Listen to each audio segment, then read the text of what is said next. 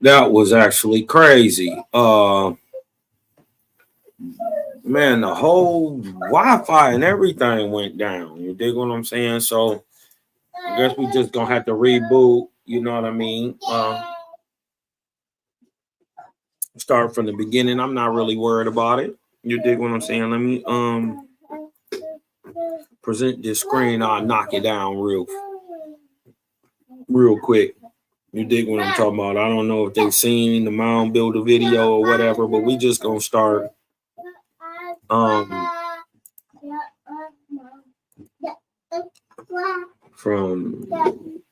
the book we teaching from today. Little girl. Okay, thank you. We gonna I'm gonna just let the music play for a minute. Let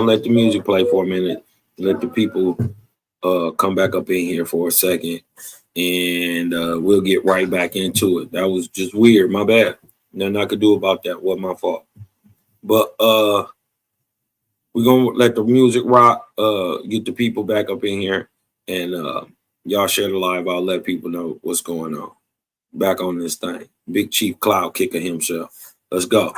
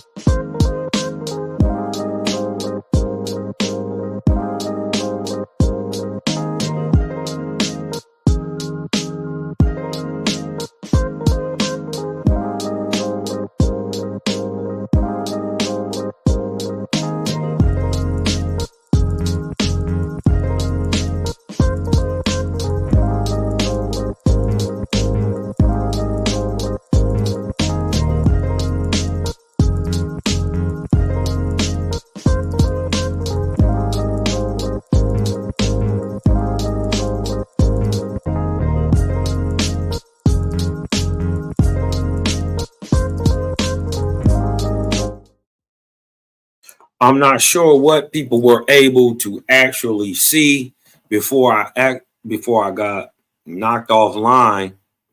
I'm not sure what everybody was able to see, but I'm gonna just go run back through it real quick. This is Jehovah Chronicles. Go ahead. What? The tablet? Here. How you turn it on?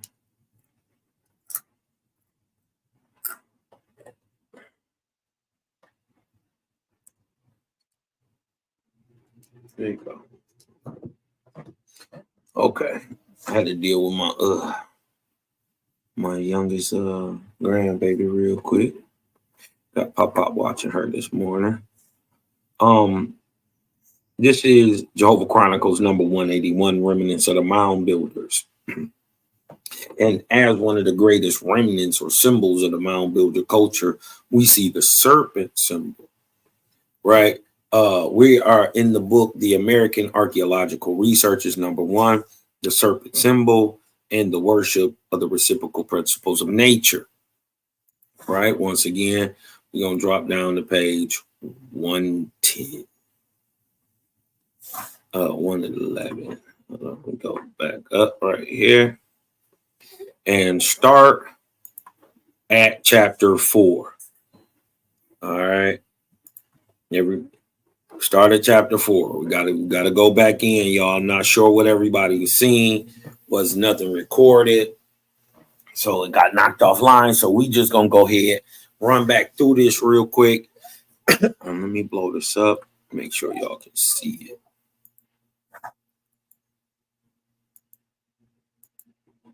Okay. Now, let me move this over here. All right. And we are at chapter number 4. Chapter 4. Sun or fire worship in America, its rationale, and attendant rights. Right? We're going to show some of the symbolism, right? But they're just calling it ancient, right? We're going to prove it's ancient. We're going to show what year this was given to the peoples of the Americas. To go? Okay, close it.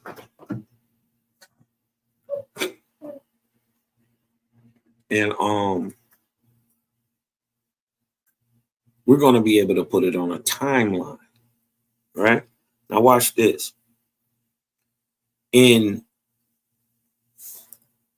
1 second.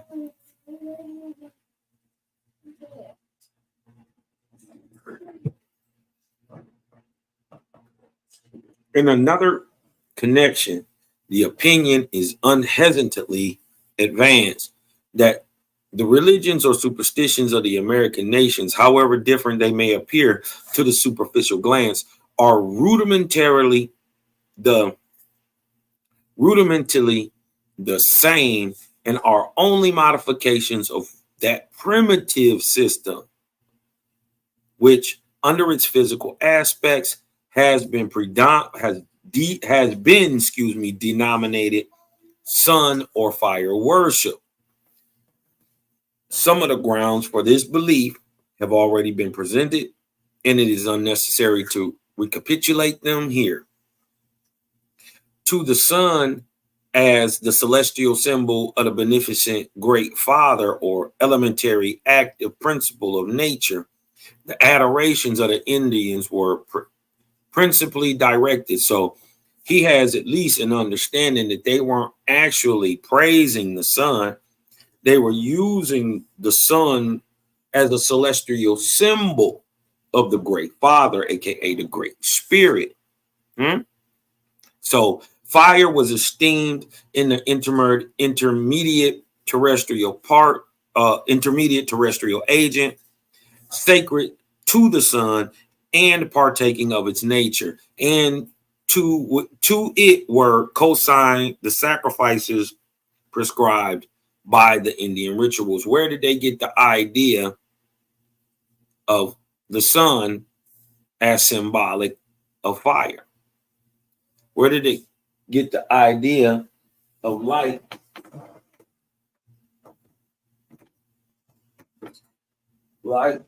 being symbolic of the sun? Huh? And where did they get these so-called sun and fire rituals from? How old are they? Right? Mind you, these are the attestations of many times James Adair and E.G. Squire himself, who don't come to the 1800s, 1800s,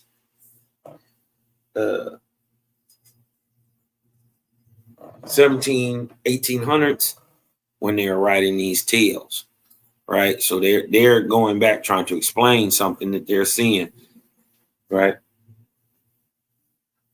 So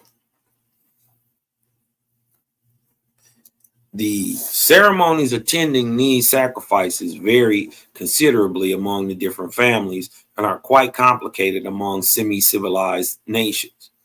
They nevertheless were substantially the same. The lighting of the new fire, for instance, was attended with ceremonials materially differing among the respective nations who practiced it. Yet no one doubts that the origin of the rite was the same amongst the Peruvians, the Aztecs, and the North American Indians. Is it not therefore necessary for our purpose, even were it possible to do so, to collect from the long list of authorities all the ceremonials of the Indian sacrifices? We shall for this reason derive our illustrations chiefly from the practices of the tribes which formerly inhabited the shores of the Mexican Gulf, concerning whose customs and rites we are best informed. Now look what they're saying. They're saying all these tribes, all of the ones that they're about to name, at one time lived along the Mexican Gulf. The Creeks, the Cherokees, the Anayowias, or the Choctaws, right? We don't know the Cherokees to live in the Gulf region.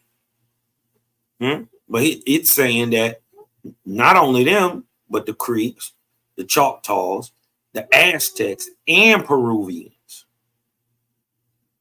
right? And their affiliated tribes in common with the Aztecs and Peruvians had a series of festivals corresponding to the lunations or the lunar cycles of the year, which were attended with peculiar observances, with purification dances and sacrifices. Besides these, there were others occurring at fixed periods, which were deemed of more importance than the lunar festivals and were celebrated with a greater form of ceremony. Occasional festivals were also observed by these nations, some of them happening at intervals of several years. All the tribes, says Adair, paid their religious devoye to Loak Ishto Hula Abba. Now we know Hula means superior because or supreme, because the Lake Superior in the ancient Algonquin tongue is Hula Hula Pan. Right? So this should mean supreme, superior. This should mean father. This is of the great fire. The great, the beneficent, the supreme, the Hula, Holy Spirit of fire, Loak Ishtu, who resides, they think, above the clouds and on earth among unpolluted people. He is with them, the sole author of warmth, light, and of all animal and vegetable life. He also states that the very names of some of the tribes indicate that they were sun or fire worshippers. Thus, Cherokee, or as it is often written, Cherokee, is derived from Chira, or fire. Hence, they call their magi Chiratagi, meaning men possessed of divine fire. First on the list of the greater festivals was the Great Solar Festival, or the Feast of First Fruits, which is signalized by the lighting of the new fire and was everywhere attended with the peculiar and imposing rites. The time fixed for its celebration was a period of the maturity of the maize, or the end of towards the end of the harvesting season, or the fall season, or what we would know today as November 25th, or what they commonly call Thanksgiving. We see that there is a first fruits festival called the Green Corn Festival.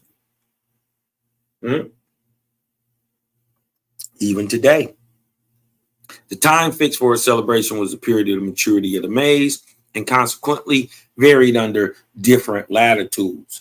So by where you were on the planet and when you actually went into, because see, people in the north would have had a first fruit ceremony before the people in the south did. Right? Among the Eastern nations, this festival is still continued and is well known as the what? The corn dance. What does he say right here? Torquemada observes the festival of the new moon as prescribed among the Mexicans, that if the custom be attentively considered, it will appear to have been stolen from the Hebrews, except that the festivals of the latter were lunar. The Mexicans, the Mesoamericans, were lunar, and those of the former every 20 days. I believe he adds, but look, not only is it every 21 days, it would still wouldn't matter. The Mexicans is going by a lunar count just as the Hebrews are.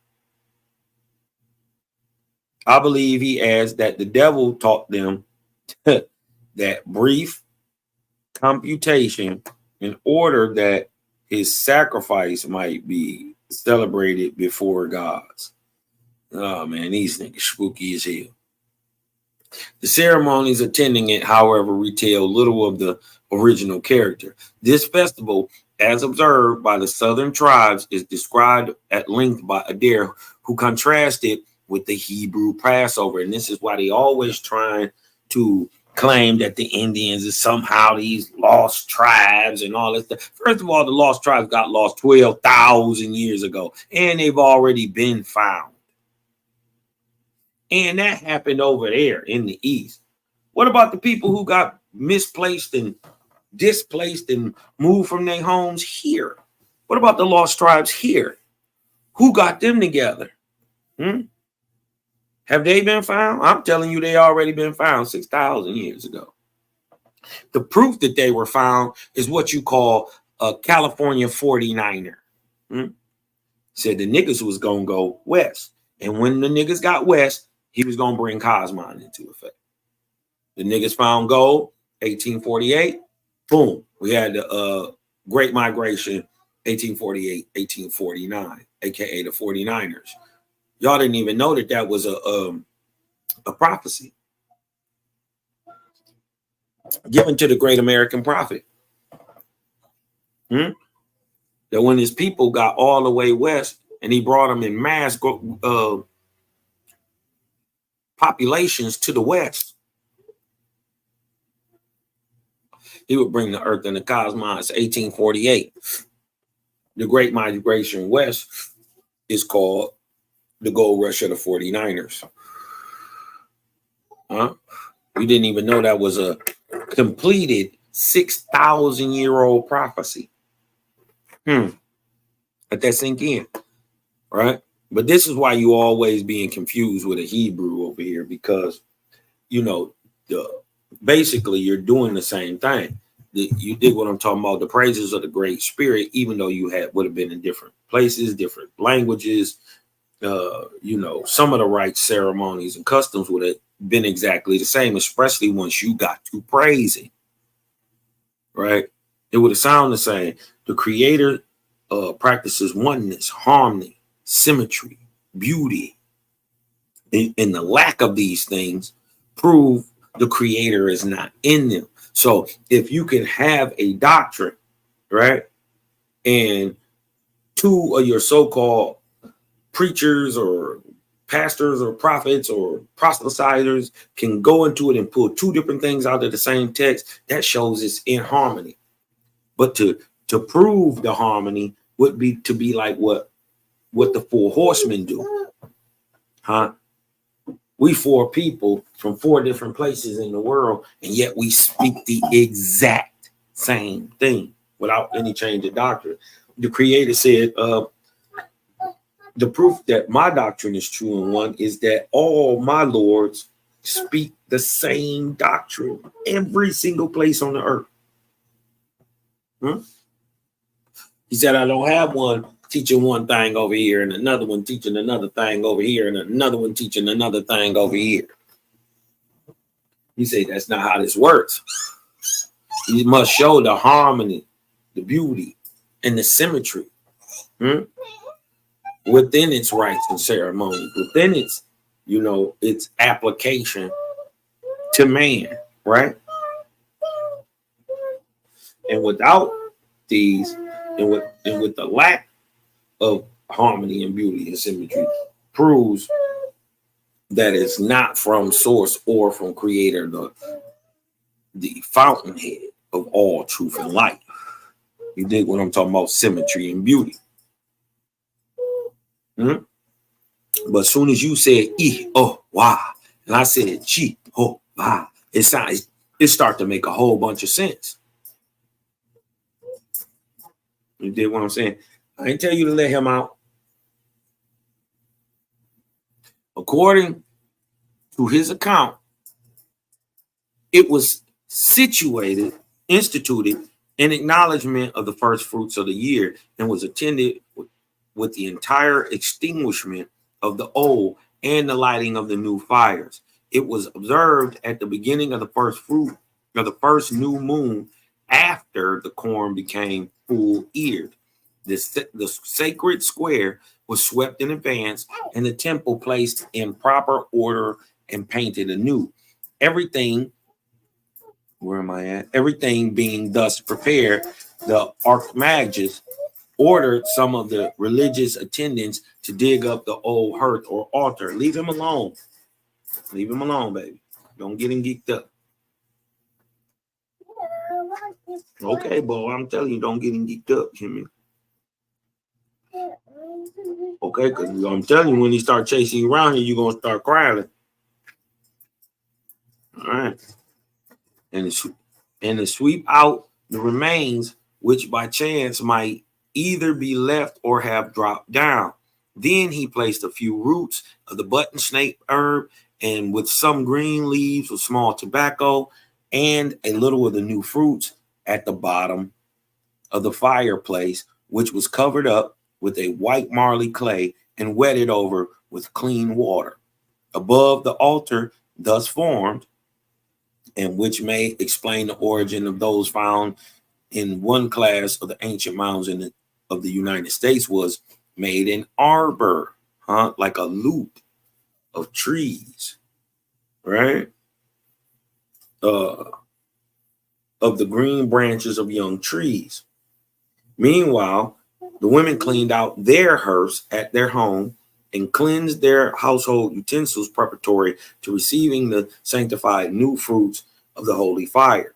None of the new fruits could be lawfully used until after the festival or sacrifice. Sentinels were then placed at the four corners of the holy square, who kept out all animals and would allow no person to enter who had transgressed the law governing the use of the first fruits. For 2 days, an unbroken fast was maintained, the devotees drinking decoctions of bitter herb only used on sacred occasions, with a view to mortification and purification. On the morning of the third day, a supply of old food was introduced, all vestiges of which were removed before noon as the sun began to decline. The fires were extinguished in every hut, and universal silence prevailed. Sound familiar? Kind of sound like a Passover, right?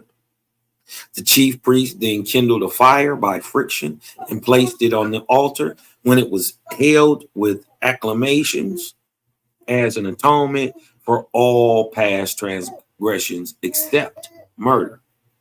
A basket of the new fruits was then brought and the sacrifice commenced.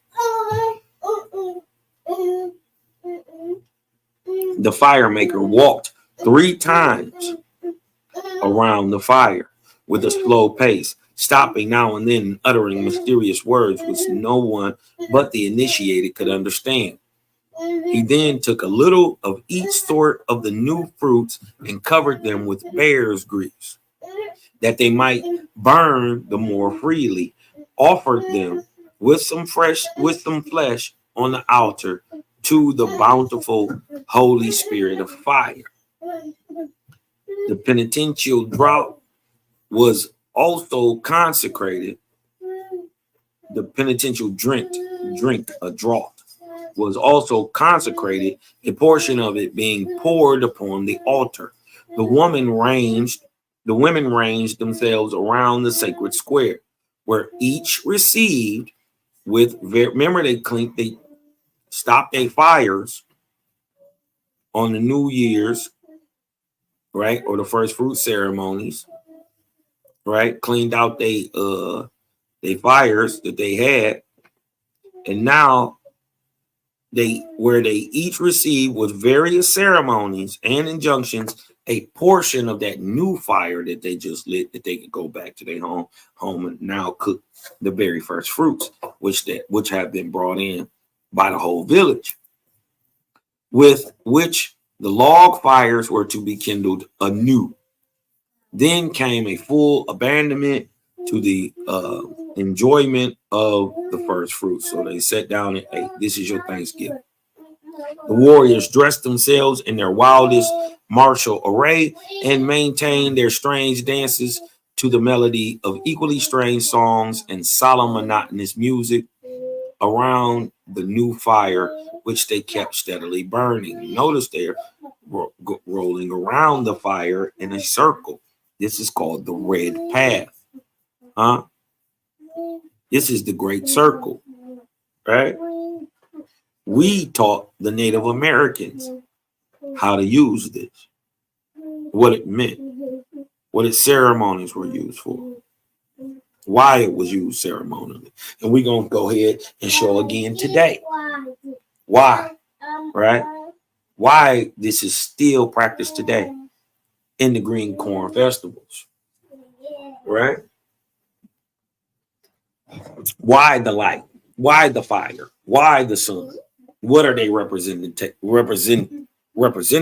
of, in fact? Right? We heard my man's idea on it. Now we're going to hear fresh from the horse's mouth. Right? The warriors dressed themselves in their wildest way. For 8 days, these ceremonies were kept up, during which time absolute continence and various restrictions were rigorously observed. The festival was ended by a general ablution and a grand general dance in circles around the altar, after which they departed in joy and peace, under the belief that misconduct was atoned for and future evils averted. But where does this come from? How old is this understanding? I'm here to tell you it's 24,000 years old. As a matter of fact, it's 24,176 years old exactly. Right? That leads us right in the year of 22,553 BC, exactly the exact year of the flood. Y'all didn't know that this was a representation given to the ancient mound builders after they survived a genetic bottleneck catastrophic event, right? That where it left only 12,420 people existing on the planet. Your so-called sons of Noah. See, the great deluge happened during the time of Noah, aka the life, right, of Noah. They tell the true story allegorically so it can be remembered. But in the 600th year of the life or the time of Noah, that doesn't make sense until you know that Noah begins at 153 BC. 23,153 BC is the beginning of the time, or the aka life of Noah, which is actually the 17th arc cycle to create after the creation of man, of 51,000 years after the creation of upright thinking men like me and you, right? So this is to set the scene. The great continent in the Pacific has been sunken. 138 ships have been created, right? 12,420 people have been separated on these 138 ships.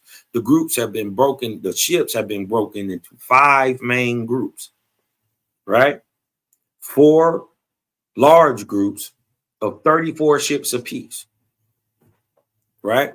And 1 smaller group of 2 ships, right? So the people who are getting off the misunderstanding of the continent of Atlantis, or the misunderstanding of the continent of Mu or Lemuria, right? These people who are surviving this catastrophic event and go on to repopulate certain parts of the earth, right? We are in that 150 days after the flood, in the year 22,553 exactly. We're going to show you it is that during this year, they get the so-called sun and fire worshiping practices. Let me show y'all, right? So that's just to set the scene so y'all know where we're at in time and what's going actually on. You okay, baby? Okay. Okay. And the Lord said, I will name the fleets of my chosen, the ships, right? I will name their fleets of my chosen, and their names shall be everlasting on the earth. And the Lord named them Gautama. Now, for those who are, only have a limited understanding, when they hear the word Gautama, they're instantly going to tie it back to India and the false Gautama Buddha, right? The real man who the false gods eliminated his story and created the life of Buddha as or Sakaya as Buddha and Buddha as Sakaya, which is a false story, right? Call his name Gautama, right? So this is how you know, even though it was falsely attributed to the false god Buddha, right? AKA, Chisa, right? And apply to the man, and they try to equate the man with the god. That's the trick, right? But if you got only a limited understanding of what Gautama is, it's going to always lead you back to India, and you're going to be stuck, and you won't even know that this is the ancient cosmological name of America. Huh? Not a man. Not a man at all. The Lord named the group, and they represent multiple things. Not only do they represent a group of ships, right?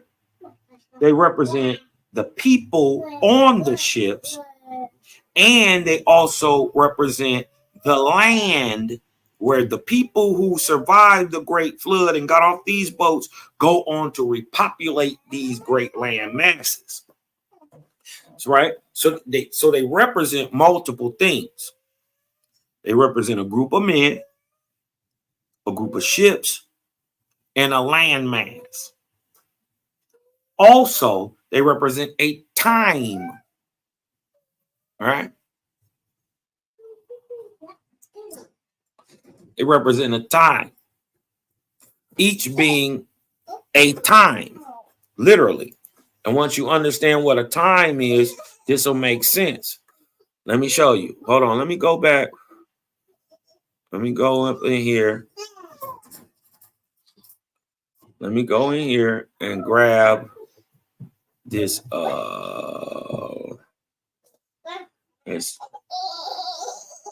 timetables of prophecy, so I can show you that, first of all, the Ark of Noah is a 3,600 year span of time. Okay? It is a 3,600 year span of time. The whole thing is called Noah. The whole 3,600 years all together is called Noah. Hold on, let me find this for y'all. Okay, here we go. Timetables of prophecy. It's 3,600 years. Hold on, I want to show y'all this. Let me share this with y'all. Right? It's the 17th arc cycle. Look right here. 17th arc cycle. After the creation of man. A 3,600 year span of time starting when? 153 begin in 153 BC, ending at 19,553 BC, or between 25,000 and 21,400 years before the Cosmine era. That 3,600 year span of time is called Noah. The Etherian angel or Orion chief over at the time was Ah. And what happened during that time? The flood of Plan, or the great deluge, the sinking of a continent, which caused a great deluge. This is what is happening during this time. Now, remember, it's 3,600 years. I want to show y'all this. Because if Noah is a time, if Noah is a time, what is, if Noah is an ark and a time? Well, what is Noah's daddy? Noah's daddy, Lamech, is a time. Well, if Lamech daddy is a time, if the granddaddy a time, and Noah the daddy is a time, well, what are his children? They're times also. Remember, it's 3,600 years. And in the 600th year, first of all, you got to understand that, like in the Bible, when they say a time and a half time, right? They are 600-year periods. A time is 400 years, and a half time is 200 years. So a time and a half time is 600 years, right? Remember, there are 3,600 years in the Ark of Noah. So if you place every time in a half time, you would say you would have the 600 years of Noah to the flood, right? Then you would have 600 years of Gautama, 600 years of Shem, 600 years called Japheth, 600 years called Ham, and 600 years called Yista. So this is 1, 2, 3, 4, 5. 5 times 6. 5 times 600 is 3,000.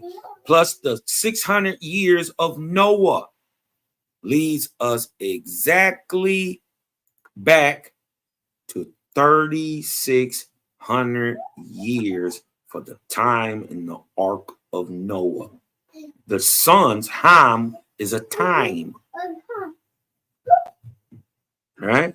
If Noah is a time, his son must be a time. This is how you explain Ham, Shem, Japhet through the allegorical understanding, and look at the year of the time of Noah, 153 BC.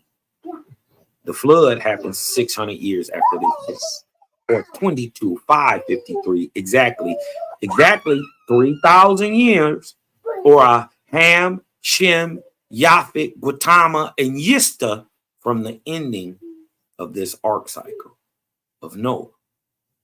Y'all see it now? Now, and guess what?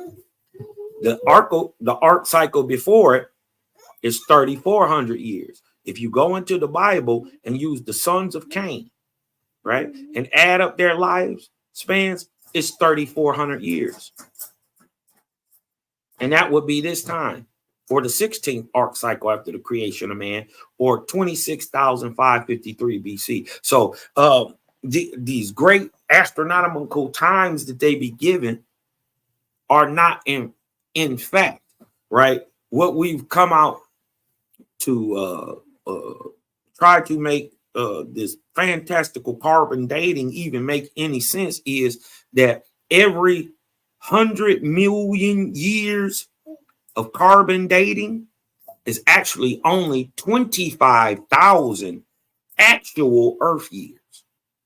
So when they tell you something like the Cambrian explosion happened 400 million years ago, well, that's only actually 100,000 years ago. Y'all see? Every 10 million years, carbon dated, right? Every 10 million years, carbon dated, right, is 250 Earth years.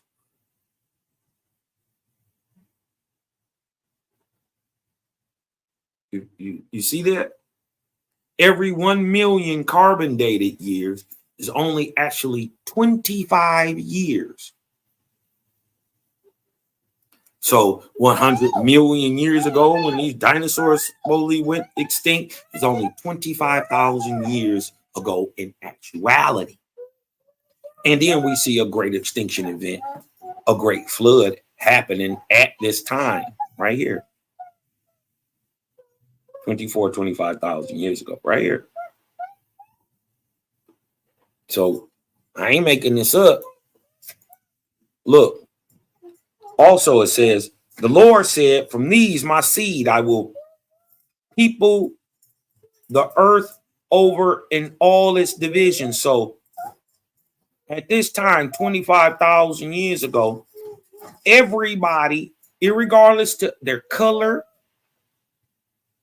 right, irregardless to where they were on the planet, all the people were the exact same people, mound builder stock,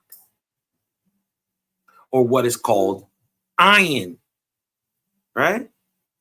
Everybody in the world, mind you, there are no people on the divisions of the earth yet. They had just been wiped out. OSP explains 24.4 billion people were wiped out. 3 times as many people that are on the planet today. 25,000 years ago, there was 3 times as many people on the planet as there is today. In the Great Deluge, 24 billion, not million, billion with a B, people died from this calamity. There were no people other than those on these groups of ships called anciently Gautama, Shem, Japhet, Ham, and Yista that go on. And look, they go on to people the earth over in all its divisions. All. Right? The other people stocks don't come till later. They are all bred from these same people. So out of these people, you get new drugs. Out of these people, or cavemen, warrior tribes. Out of these, you get the new copper colored race, the Ahuans, the large men.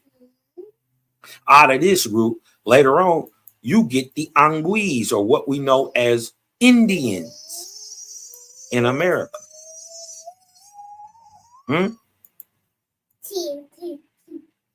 As a matter of fact, this 9,000 to 10,000 years before Indians like us were even bred.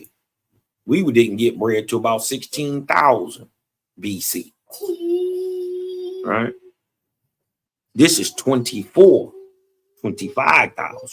BC. And all the people in all the world are the same people. They got off these 5 boats. Only 12,420 of them. Regardless to their skin color, they all the same people. And so that later generations, us, for thousands of years, may know the work of my hand. When? 22,553 BC exactly. Behold, I give them a sign. What sign? Which is my covenant to them and to their heirs forever. Which sign did you give him? The first sign he gave them, which is my crescent in the form of a rainbow. Like a moon, like a crescent in the form of a rainbow. And whatever people bear this, my sign shall be in remembrance of me and of my covenant. So before y'all low vibratory people get to talking about, oh, they talk about LGBTQ, they're not. We're not. We're talking about real rainbows in the sky, but we're also talking about the correlation and symbology of the crescent moon. Right? A real crescent. And remember, the LGBTQ flips the rainbow ideology upside down. Right? They flip it upside down. The colors are backwards. Right? So we're not talking about the LGBTQ HDTV people. We're not talking about them. Not that they can't be good people and of the Creator, but this ain't what they talking about. Right? That the people of peace, right? That the people who bear this sign, his name shall be in remembrance to me of my covenant, nor shall they be destroyed from the inheritance that I have given them. But even so, even if it is many of the gay people who come into his, you dig what I'm talking about? I don't know too many gay gangsters out here selling dope. I don't know too many gay gangsters out here doing all this crazy shit, shooting people. As a matter of fact, they some of the nicest people I've ever met. You dig what I'm talking about? They're not out here trying to hurt people. They just want to do whatever the hell they want to do. And I ain't even mad at that. Long as you ain't hurting nobody. Stop. Right? Long as I ain't hurting nobody, I'm not worried about that. Right? But they gave them my crescent. So have we found the crescent, in the mounds in the Americas? You know, Cosmon got to bring them receipts. This is from History Column, right? As seen in the newspapers across northern Nevada. This is from December 2014. And look what they talking about. The great mysterious basin crescents. What did he say? I will make a covenant to them and their heirs forever, which is my crescent in the form of a rainbow. It will be remembrance of my covenant, nor shall they be destroyed from the inheritance that I have given to them. Let me show y'all one more time.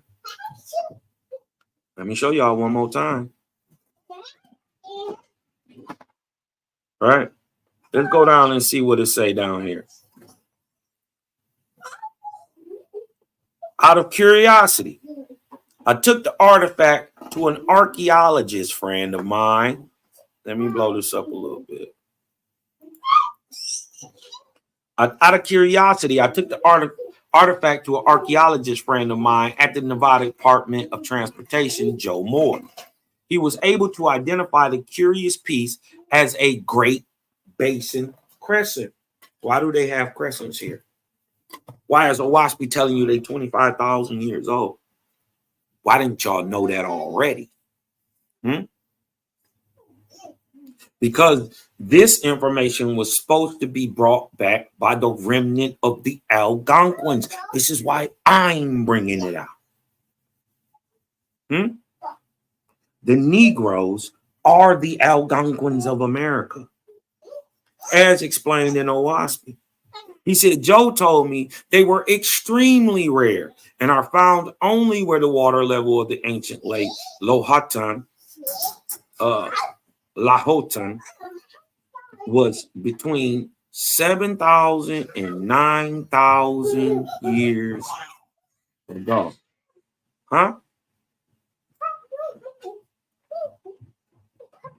He said they probably were used for something to do with the abundant marshes that existed around the lake at that time. Is that what they were used for, y'all? No. They were used as a remembrance, right? As a remembrance. What did the Creator say? As a remembrance to me of my covenant. Right? And we look today in 2024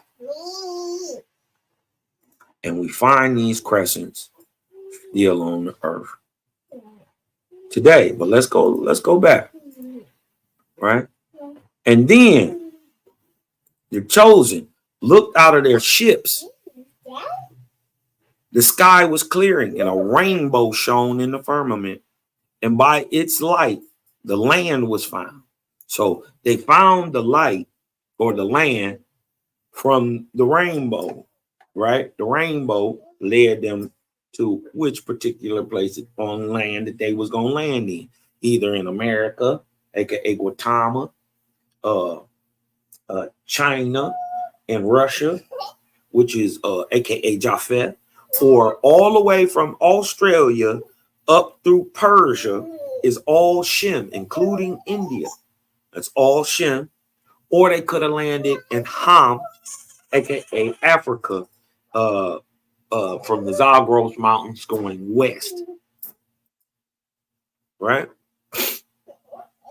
So the rainbow shone in the firmament, and by its light the land was found where the Lord brought his people.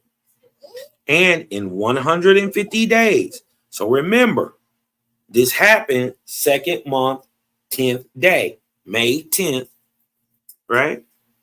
22,553 BC exactly. So May, June, July, August, September, October. So in October, right, 150 days later, in October, 150 days from the beginning of the flood, which was the second month, 10th day, correct? So May 10th, right, to October of 22,553 BC, this is exactly the time we're talking about. You see how dope Owaspy is? It allow you to put that on there. If y'all didn't know that these rites and ceremonies was given 150 days after the flood, exactly the year 22,553 BC in the month of October. If y'all didn't know that, hit me with a 2 in the chat. Did y'all know that the flood began in the month of May? Second month. lasted for 5 months. And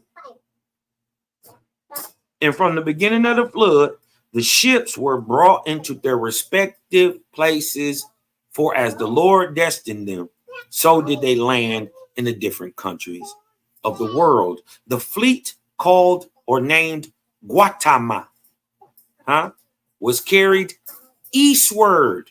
Listen, they were carried east from the Pacific. If you're coming out of Pacific, you're going east. What do you run into? You run into the Americas. So the fleet that landed in Guatemala, right, or America, was carried eastward. And the country, right, north, south, central, where it landed, was also called Guatemala. But what does Guatemala mean? Look over here, 339. See that 339 right there? Let's go and look and see what it means. The meaning of this word Guatemala is 4 tribes united in one. If y'all now know that Guatemala means 4 tribes united in one, hit me with a 4 in the chat. This is the ancient name, but it's also a descriptive term. What 4 tribes? And what happens when you mix the major 4 people groups of the world? What do you get? What do you get? Hey, your daddy. Go get your boots. Daddy here? Yeah, he here. Put your boots on, back. And yo. Hold on. Yeah. And they say where they landed was also called Guatemala. But what happens when you mix everybody together? What happens when you mix an Indian with an East Indian, with an Asian, with an African? What do you produce? A nigga.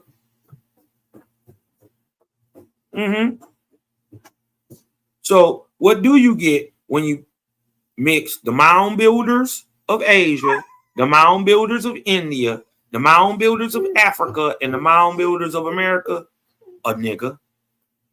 This is why we special. There are no more like us in the world. Right? Because everybody wasn't mixed together. Just us. Just 4 tribes of Indians. Right? Look what it also says. The word Guatemala would therefore mean the place of the 4 tribes of men. The place of the 4 tribes. So this is why you got a Guatemala in the middle of America. All right, baby. Be safe. All right. Come back and give me some hugs back. Give me a hug, girl. Give me some hugs. Give Papa some hugs. Give me that little booty. Come here, girl. Come here, girl. Come here.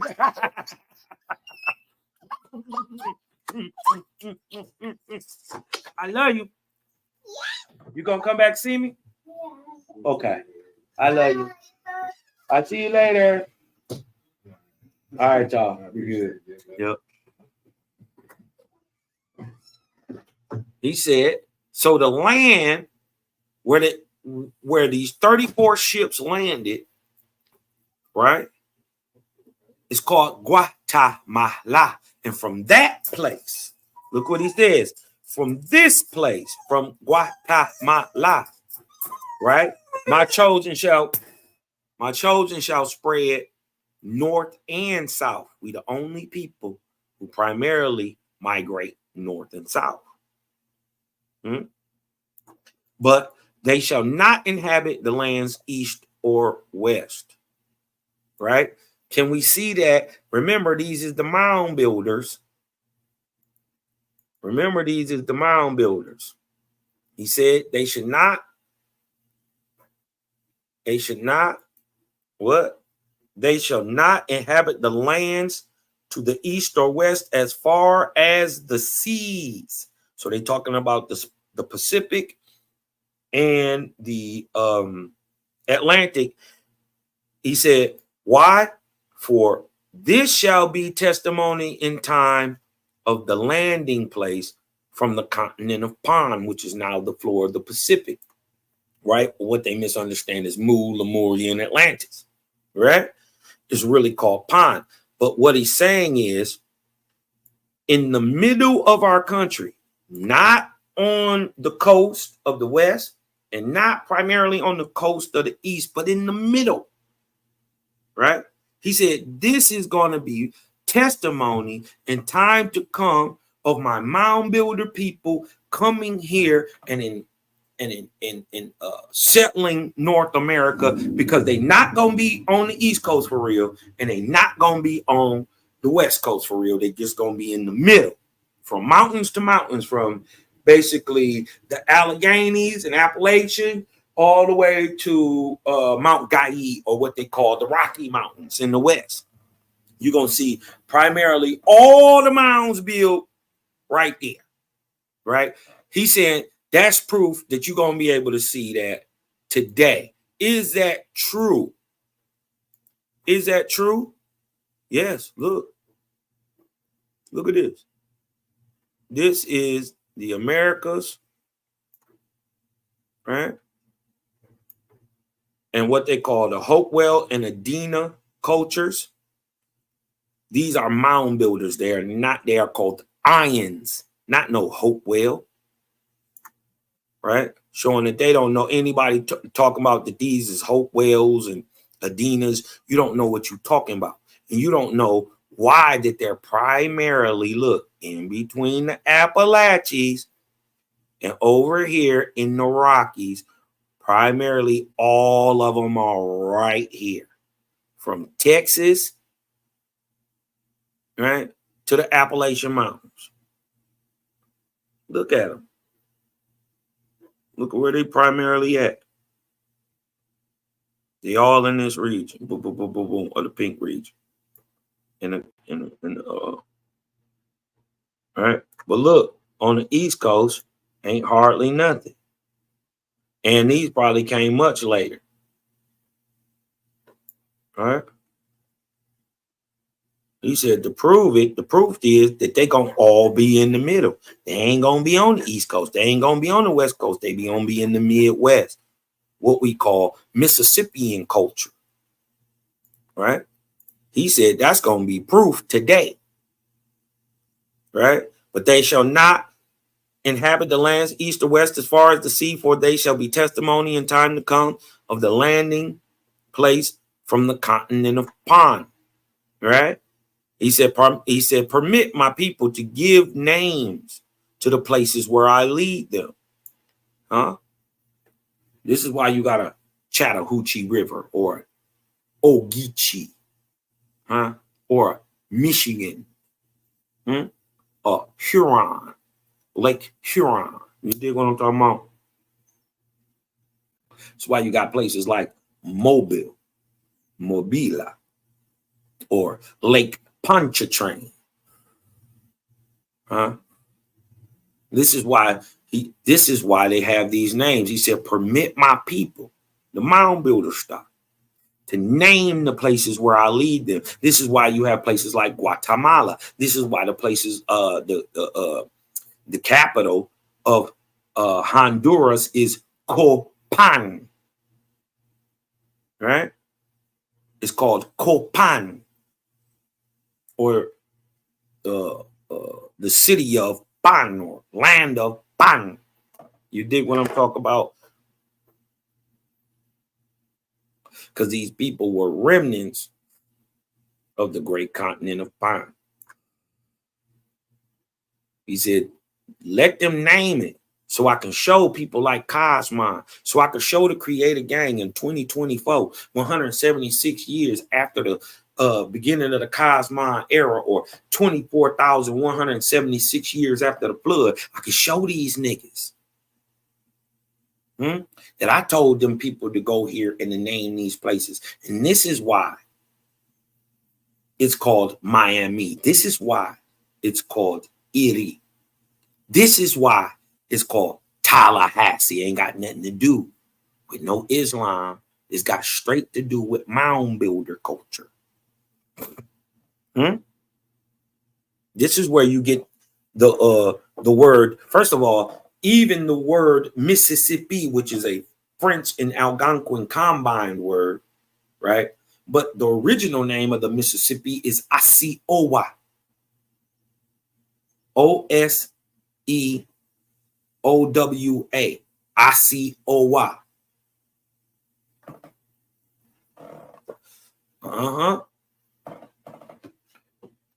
And if you don't know, now you know. You dig what I'm talking about? The people were naming the lands and the rivers and the lakes and the mountains after themselves. Just like our later ancestors who descend from this mound builder stock, who are called the Ahowans, who are the great megalithic builders. They built the pyramids. See, if you thought that the pyramid and the mounds were the same, you got it wrong. If you thought the people who built it were the same people, you got it wrong. Now, are they descendant of the mound builders? Yes. But they took it to a different height, a different level. You did what I'm talking about, a more they built out of material that was more able to weather the test of time. You dig what I'm talking about? In great megalithic structures. You dig what I'm saying? So Owaspy is letting you know the forefathers of the true Aboriginal culture are the Ions, aka the Mississippians, aka the mound builder culture, right? But look, he said for these names, like Michigan, like Ohio, like Illinois, like Wisconsin, like Muskogee, right? These names shall show in the Cosmine era. When did this Cosmine era start? Cosmine era started in 1848, continues today, and won't stop till 4848. 4848 AD. That's another 3,000 damn years. Cosmine is roughly a 3,000 years. It is a 3,000 year span of time. It is a 3,000 year span of time. No guessing. You see what I'm saying? He said these names, right, is going to show in the Cosmine era, which is today, the work of my hand done in this day. What day? In the month of October, 22,553 BC. Right? That work that he's laying down in. Right? He said, we can jump down a little bit. We're going to go down here. This is right here. This is dope right here. But let's just keep reading. We ain't gonna jump nothing. We gonna keep reading, right? Because remember, there's 138 ships, mind you. It's 138 ships, just like who? Who told the story that they got in their flood myth that they got 138 ships? That's a very specific number. 138 ships in their flood myth. The Algonquins. That shouldn't even have been how many times I done told y'all that? How many times I done showed y'all that the Algonquin myth is taken directly out of Owaspy? Right? Remember, Owaspy is revealing this. The Algonquin flood myth didn't even get written down till 1943. Owaspy was dropping this in 1881. So Owaspy is the primary source for the Algonquin flood tale. Let that sink in. How are the Algonquins telling a story 25,000 years ago, right? That was told in Owaspy 60 plus years before it got told by the Algonquins themselves. How will Owaspy know? I know they was gonna have the story. It specifically said the Algonquins. It ain't true. How did it know that they had the story? Y'all trying to tell me that this white boy knew all this before a nigga ever even told a white boy about it? He told JBN. He just special, huh? He's so special, he baffles your God, right? Because your God don't even know this information. Let that sink in. For those, mealy mouth, haters, naysayers, yeah, we love y'all. But now you got to explain why this white boy know more than your God do about Aboriginal culture. I ain't mad at it. You just got to explain it. How he know more than you? How he know more than your God?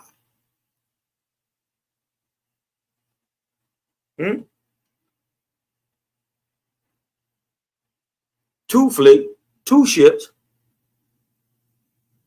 carried to the north shall be named Yista, which is in the Waga tongue, or the tongue of the people on the island that they want to call Atlantis, or Lemuria, or Mu. The actual tongue that they spoke was called Waga, or the Panic tongue.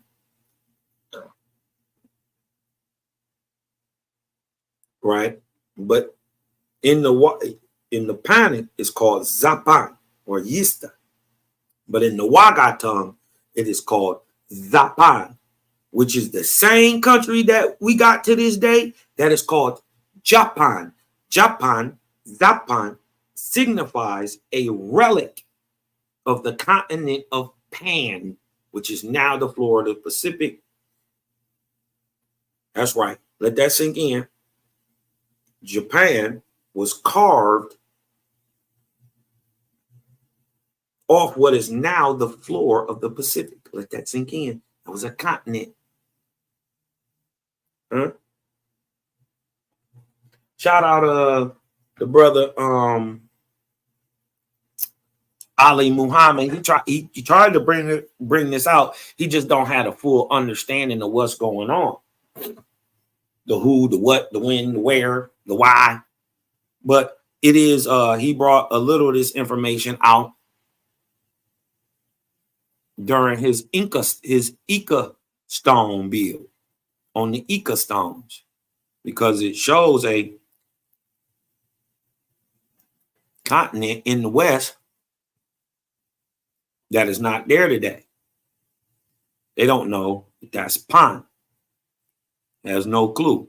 He don't know why it's triangular shaped. He don't know when it went down. He ran into some information. You did what I'm talking about that correlates to a mythical understanding of Atlantis, but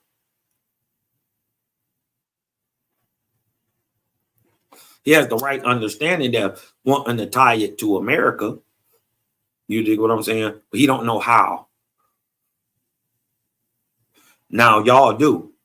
They got here in 34 ships, didn't they? They called Guatemala, ain't they? Well, now you know why Japan is called Japan. Japan means a remnant of pine. And it lay to the north, right? Where it is today, where the land was cleaved in two. Y'all didn't even know Japan was carved off of the continent of pine. That's why it's called Japan, because it's from pine. And the Lord said, behold, 8 Haidan. Now, when you learn, when y'all become real Indians, when y'all get back, Hold on, let me blow that up for y'all. Ooh-wee. There's some thrax. Let me blow this up. When y'all get back into y'all real Aboriginal nationality, heritage, and culture, you'll know how to tell time. Because see, he just told you something, and y'all don't know how to tell time, so y'all don't know how long ago he just told you this was. He said, and the Lord said, say to them, behold, 8 high dan shall come and pass. How long is a high dan? Hit me in the chat.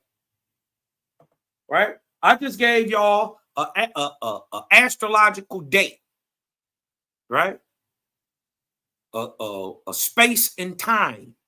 How long is it? Right? How long is 8 high dan? Hit me with it in the chat. Right?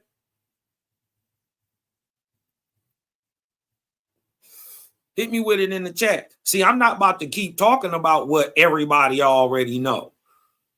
Y'all don't know how to tell time, so why wouldn't I tell y'all how to teach y'all how to tell time? 8 high dan, or 8 new arc cycles, right? It's 24,000 years, right? 6 periods of 24,000 is 144,000. That's the time man is going to be able to be on the planet before he goes extinct again. Mm-hmm. You shall be like, right, in 24,000 years. Right? Let me show y'all something. Because y'all be thinking this is a joke, or I don't know what y'all be thinking. This is mathematics. Remember, I told you, we in a time. When you learn how to tell time, you'll be able to do this too. Remember, we in the year 22,553 BC. Right? Y'all see that? Y'all see this now? We in the year, this is a calculator. I'm on my calculator. We in the BC, so we in negative 22,553 BC. Now let's go back and see what they just said. He said, the Lord said to them, behold, 8 high dans, or 8 arc cycles shall come and pass. And in that day, you shall be like a key to unlock the labors of heaven. For of all the people, you shall be reckoned as the oldest in the world, the mound builders, the little people. And they are. Are they not? The little people, the mound builder stocks, are reckoned the oldest people in the world. And until I come and unlock the sea, do y'all know what this means? What is this? What is this known as historically, y'all? If y'all know what this is, what this time where he says where he comes to unlock the sea, if you know what that means, put it in the chat. What time is he talking about? He said, and until I come and unlock the sea, you shall remain an exclusive people from all tribes and nations. And not only Japan, but he also talking to the American Indian. What time did he come and unlock the sea? This is called the age of exploration. When is the age of exploration? When did he come and unlock the sea? How much you want to bet it's 1447 AD? Why? Because we know how to tell time. Remember? We in exactly the year 22,553 BC in the month of October. He's telling them in 24,000 years from this date, I'm going to come unlock the oceans and create the age of exploration. And until then, you're going to be on your own doing your own thing. Watch this. Watch this. So we're in the year 22,000 BC. He said you're going to go 8 high down, right? Or 24,000 years. So you add 24,000 years to negative 22,553 BC, or the Ark of Noah in the Great Deluge, you add 24,000 years, and it equals the year 1447 of the Common Era and the end of Escra. You think it's just by chance that in 1447, or actually 4 years later, in 1451, Dumb Diversus comes out? Did they say they about to go all around the world and enslave people and all that? 4 years after Jaja say he gonna come and unlock the oceans? 1447.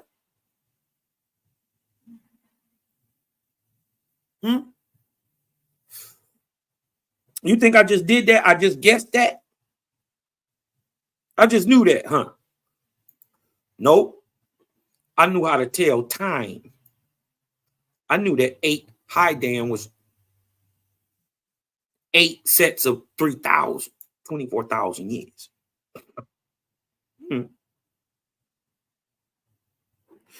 Preserve, therefore, the names and rites of the ceremonies, and especially the names of the land, the water, and the firmament above, the ships that plow the water, and whatever sounds that man makes with the throat, without the tongue and lips.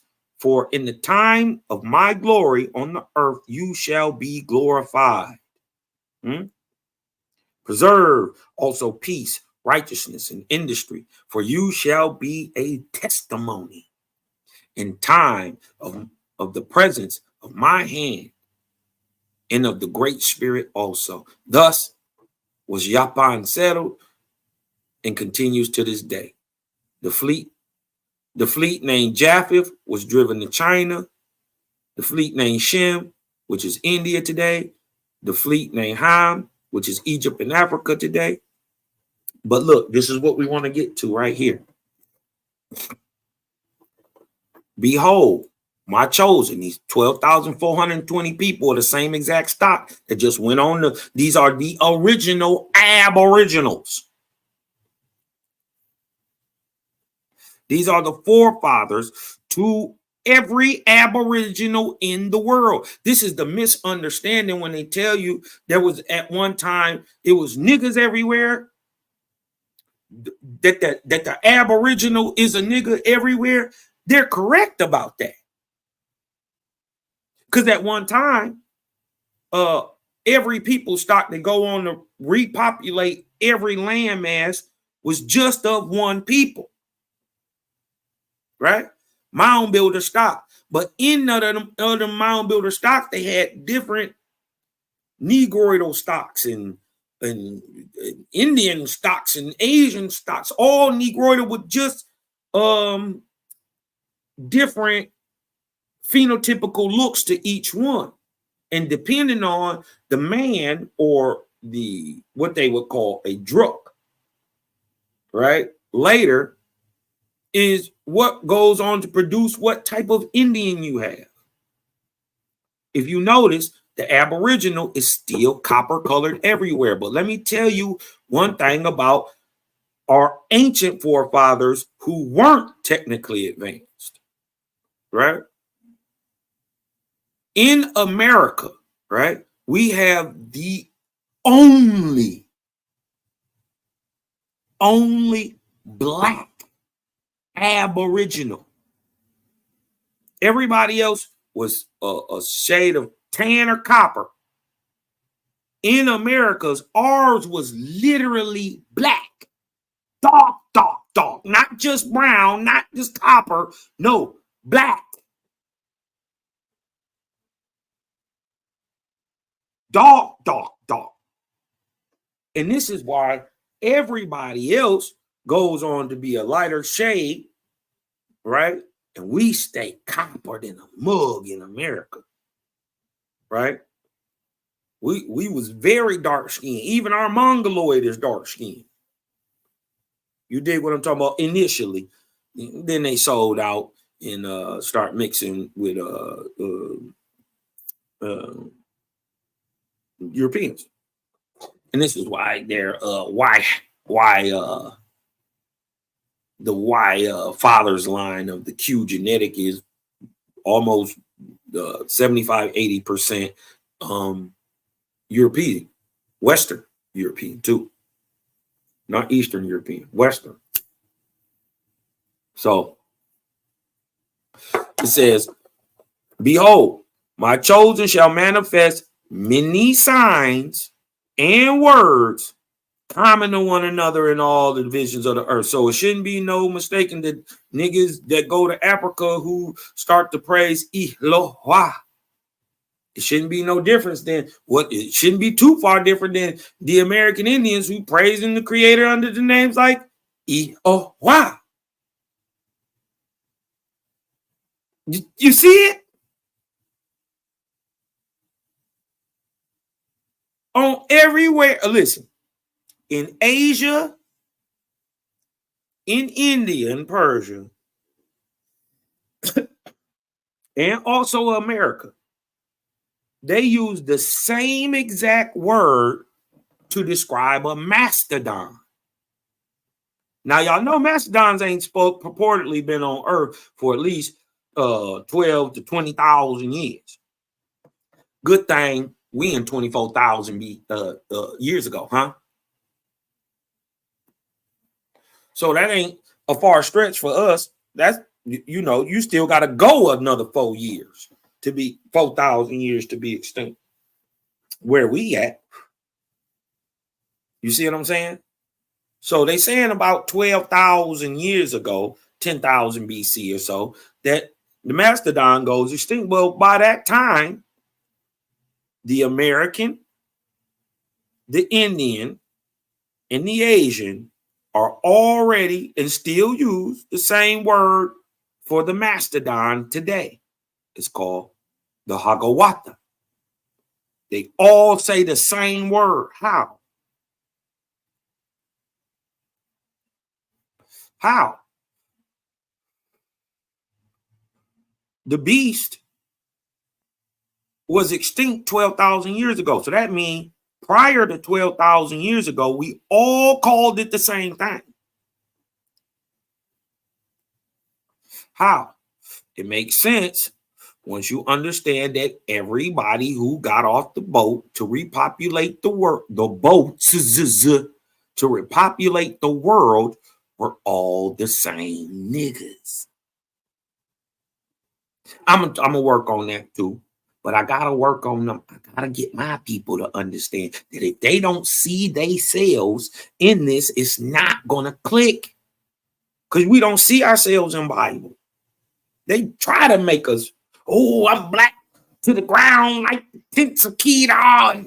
They don't say nothing. Tell me what Moses looked like. Tell me what Abraham. Give me a description. If I was gonna put an APB out on Abraham, let's say he slapped my mama, and I got to tell you what Abraham looked like. What he looked like? Describe it. Use the text. See? You can't do that until you got the lost books of the wars, until you got the first book of God. You can't do that. Right? Remember, in the book of Isaiah, if I'm not mistaken, it's Isaiah. In the book of Isaiah, they're looking for the books against the book of the wars against the Lord, or the book of the wars against the Creator. They still looking for it. The God, the biblical God, the God of the Quran, the God of the Mahabharata, the God of the Upanishads, huh? The God of the Vestas, he can't find it. He lost it. He should have got a clapper for his own book that he purportedly had man write for him. For man's benefit. He lost it. He should have got a clap on. Maybe he'd be able to find the book, or maybe He be sharp like these created game gods and goddesses. And you will pick up the book of earth, sky, and spirit, and you will find that the lost book of the wars against the creator, the book of the lords against the Lord, is in Owaspy. Ooh-wee. Ooh-wee. Huh? So you're going to be talking alike, and you're going to have similar stuff all the way around the world. This is why a Naga represents so close to a Maya. Starting to see it? Represents so close to an Ainu.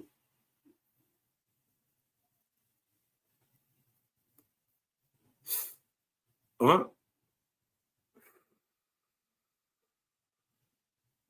Look, everywhere they're going to remember the flood. Everywhere, especially America, we repudiate idols. Remember, over the last 25,000 years, it's just been us in America who praise the Great Spirit. Anytime any idol came over here, it was to our detriment. Anytime anybody got duped by any idols, any saviors, any messiahs, any so-called lords and kings and gods, we went into the dirt, right? We never praised the idol. We never had a messiah. We never had a savior. We never praised God or Lord God. We only worship the Great Spirit. Now pronounced today in modern day English as Jehovah, right? But what if I told you this name, Jehovah, is right smack dab in the middle of our country? Go look it up. Jehovah is in the middle of our country. Jehovah. Remember, he said, man, he told man to name him. And man said, I ain't naming you after nothing that's on the heavens and the earth. Nigga, I'm going to name you after something we need, but we can't see. It's in everything. We know it, but we can't see it. We going to name you after the sound the wind make. Wow. Can y'all dispute that wow is smack dab in the middle of our country? How I get there? Why? Because you repudiated idols and gods like Osiris. You never would praise him. Buddha, Brahma. You would have to be indoctrinated and duped into idol worship, because in America, you worship the Great Spirit only. Huh? And they shall have the what? The crescent. Did we see the crescent? Huh? Did we see the crescent? And they shall have the crescent. Huh? And they shall have the triangle. Huh? The Gitsang. Also, the representative who holds this triangle, because in America it's one going up, one going down. The Gitsang. Right? It is called a mu. And its sign is a mukagawin, or a circle with a 6-point star in the middle. What they mistakenly call a dream catcher. Right? It's a 6-point star with a hoop with 3 feathers. That is a sign of the sunken continent and the new land. The representative of the 6-point star itself is a Gitsang, but in the circle, it is called a Mu and is representative of North America. They shall preserve the 4 days of the change of the moon as sacred days, and they shall be called mad. This is where the Christians took it from, because moon's days are called mass days or Sabbaths. We circumcise, indeed. I don't know, they on some weird stuff now, but you dig what I'm talking about. All my kids are, well, my one son and my grandson.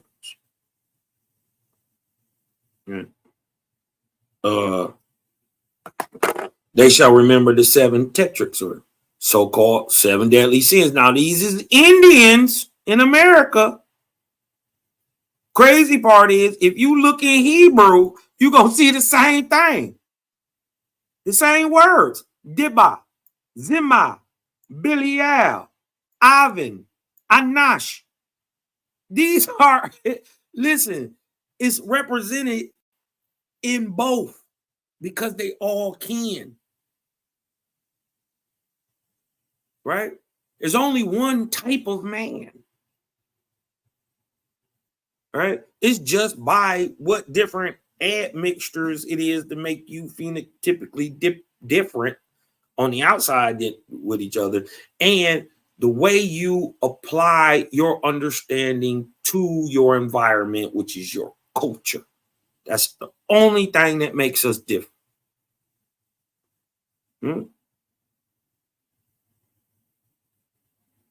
Phenotypical outside, that's just the outside, what you look like, and your culture. That's it. Other than that, there's only one type of man. There's only one human. There ain't no more.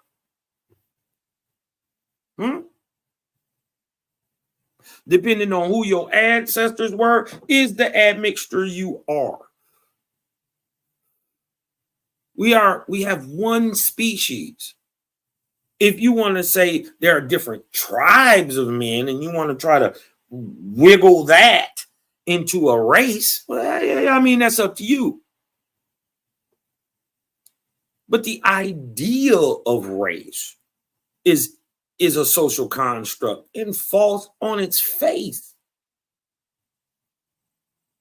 If there is a race, it is human. It's man. Man would be the race, including woman. But 24,000 years ago, how was this? Remember, in English, in Chinese, in Hebrew, in Algonquin. This is even in the Swahili, Bantu languages. This understanding of the 7 deadly sins, the words are exactly the same. The meanings are the same. Many of the, especially from Hebrew to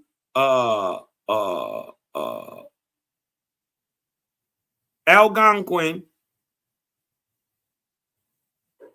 and in the Chinese tongues, it's the same words. But the crazy part is, if you mix them 3 tongues, that Persian tongue, the Asian tongue, with that early Algonquin,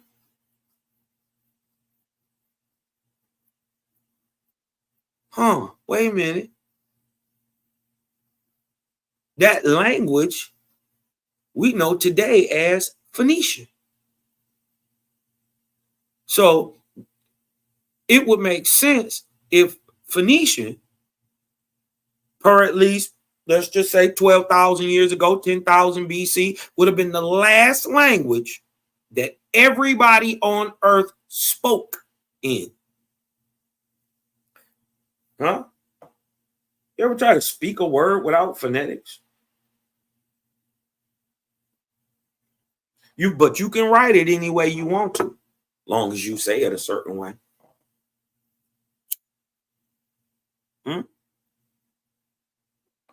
Long as you say it a certain way, you can write it any way you want to. That's phonetics. That's Phoenician.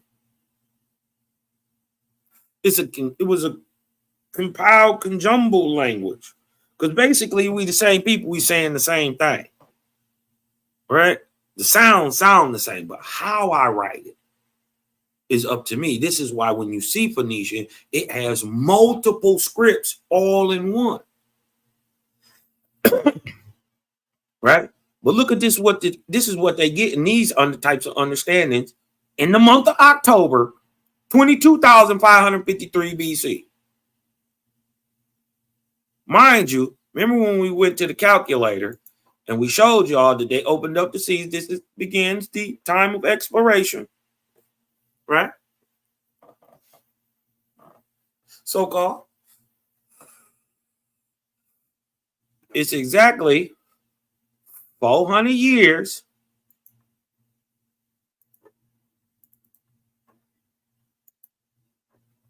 from what?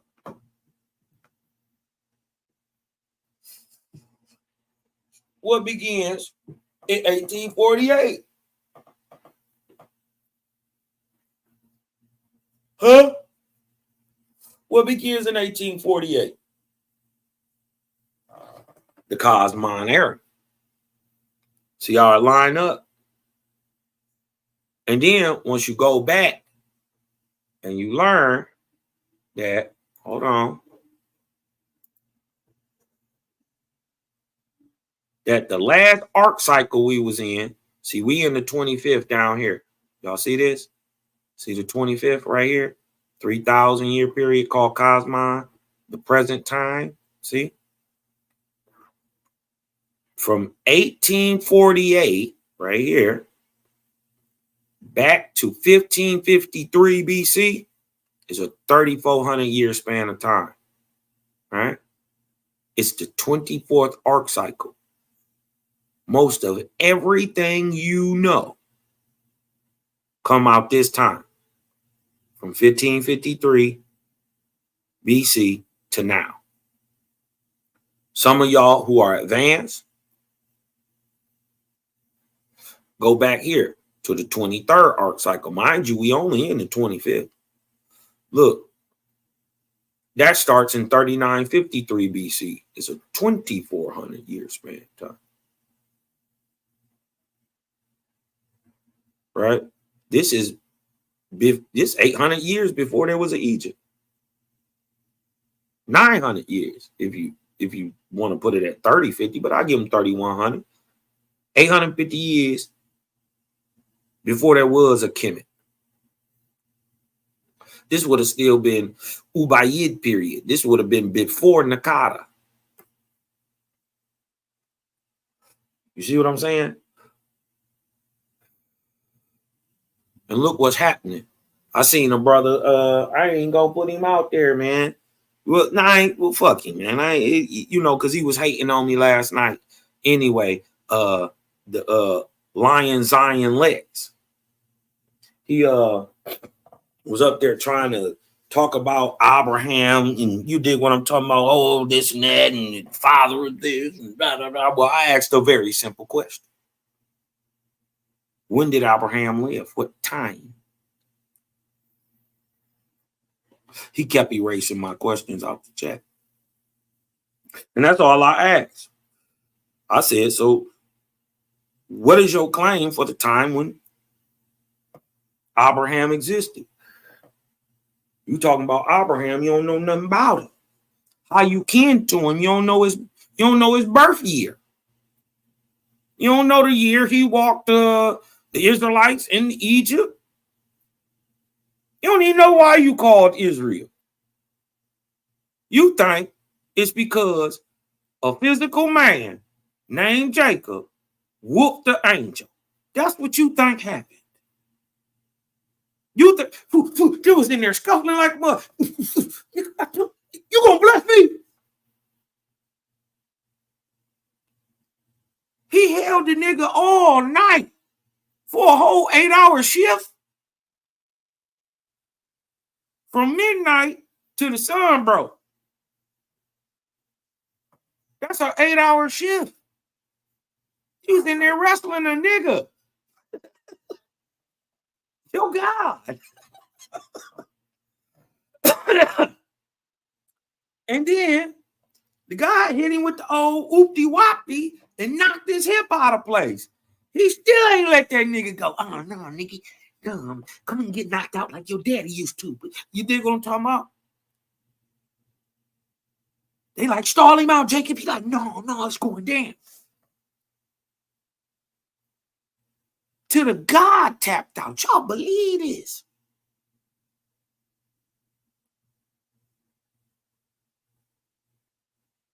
Huh? Listen, they were just building the Great White Pyramid or mastaba of Sumer. Right? The Pyramid of Anu. It's only about 50 years older than Abraham. Let that sink in. It's almost 6,000 years ago. And y'all definitely ain't got too much more knowledge past this. 3953 BC, the 23rd arc cycle. But look what Owaspy is letting you in on. Look, all y'all knowledge is contained in between this, from 23 to the 25th arc cycle, 23rd, right here, roughly 6,000 years, 5,800, 5976. Yep, 5,000. We in the year 5,976, or 24 years from it being 6,000 years.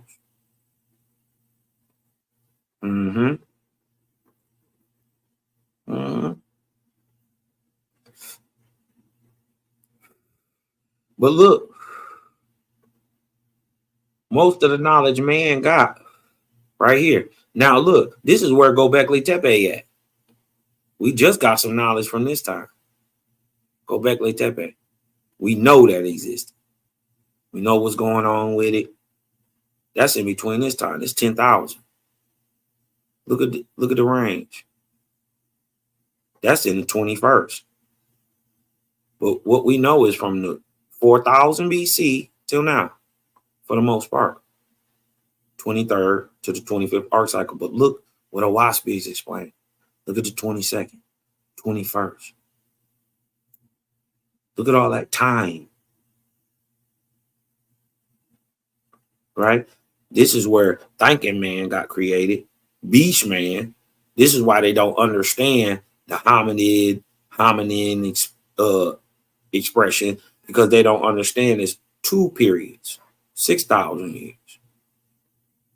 Man got whipped up twice. This is why early on you see many variations, all different types of beastly nigga. You dig what I'm talking about? It's a man though. But think about it. What's on the planet? Dinosaurs. Nigga, you got a saber tooth. Everything is saber tooth, and it's big. Everything. Think about it. You got ants the size of your feet, a foot long, everywhere like ants do. You got sauropods. You got stuff on the planet you can't even, megafauna you can't even believe. Look up a terror pig. Oh my God. Look up a terror bird. This was regular. Cave bears. The American cave lion. They had this thing called a scimitar cat. It's basically what we would probably know today is like what a jaguar is, or a puma. an American mountain lion, but it's bigger and it's faster. And it's got, instead of these really big ones like the saber-tooth cat, it's got these little shorter, like dagger-like teeth that hang out.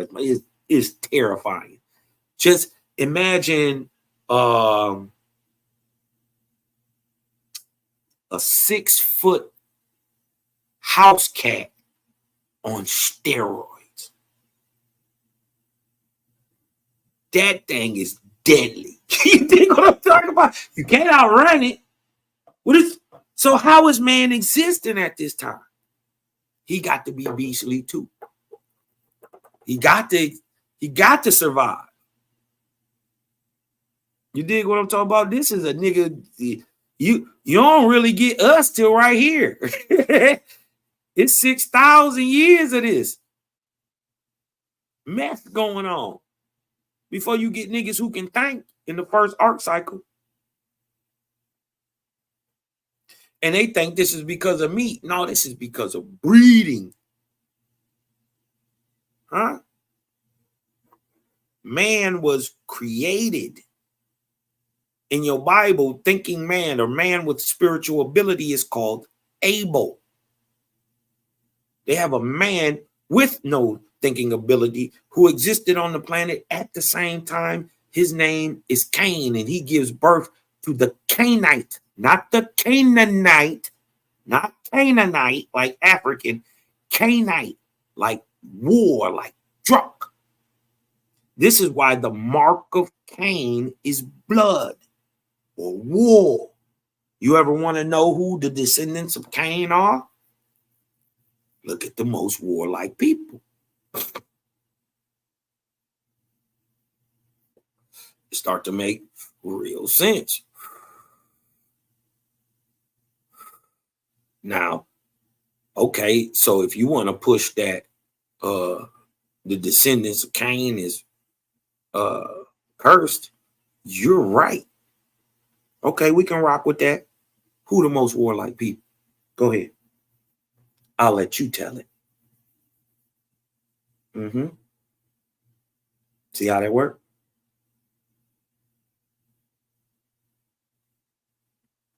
When you ain't got to be in it, it ain't your fight. You right. Okay. Cain is. Well, who is the most warlike people? Dun, dun, dun, dun. Dun, dun, dun, dun. Look at all the stuff we don't know. From the first all the way to the 22nd. This is the stuff we don't know about time. And then what about when they call the dream stage? Right? My brothers in New Zealand and Australia, they call this the dream time. Man came after the animals. The serpents became before the animals. And then there's a mix in there too, because the animals got created twice, the serpents got created twice, and the plants got created twice.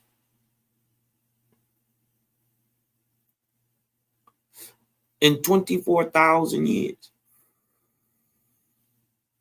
Right before this, 3,000 years before this, 6,000 years before this, 100,000 BC, 98,000 BC. You got your triumph for oxygen, right? In another 24,000 years before that, you got the triumph of oxygen onto the planet.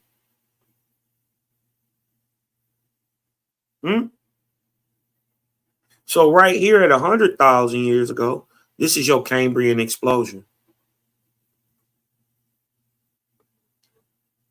Not 400 million years ago, 100,000 years ago.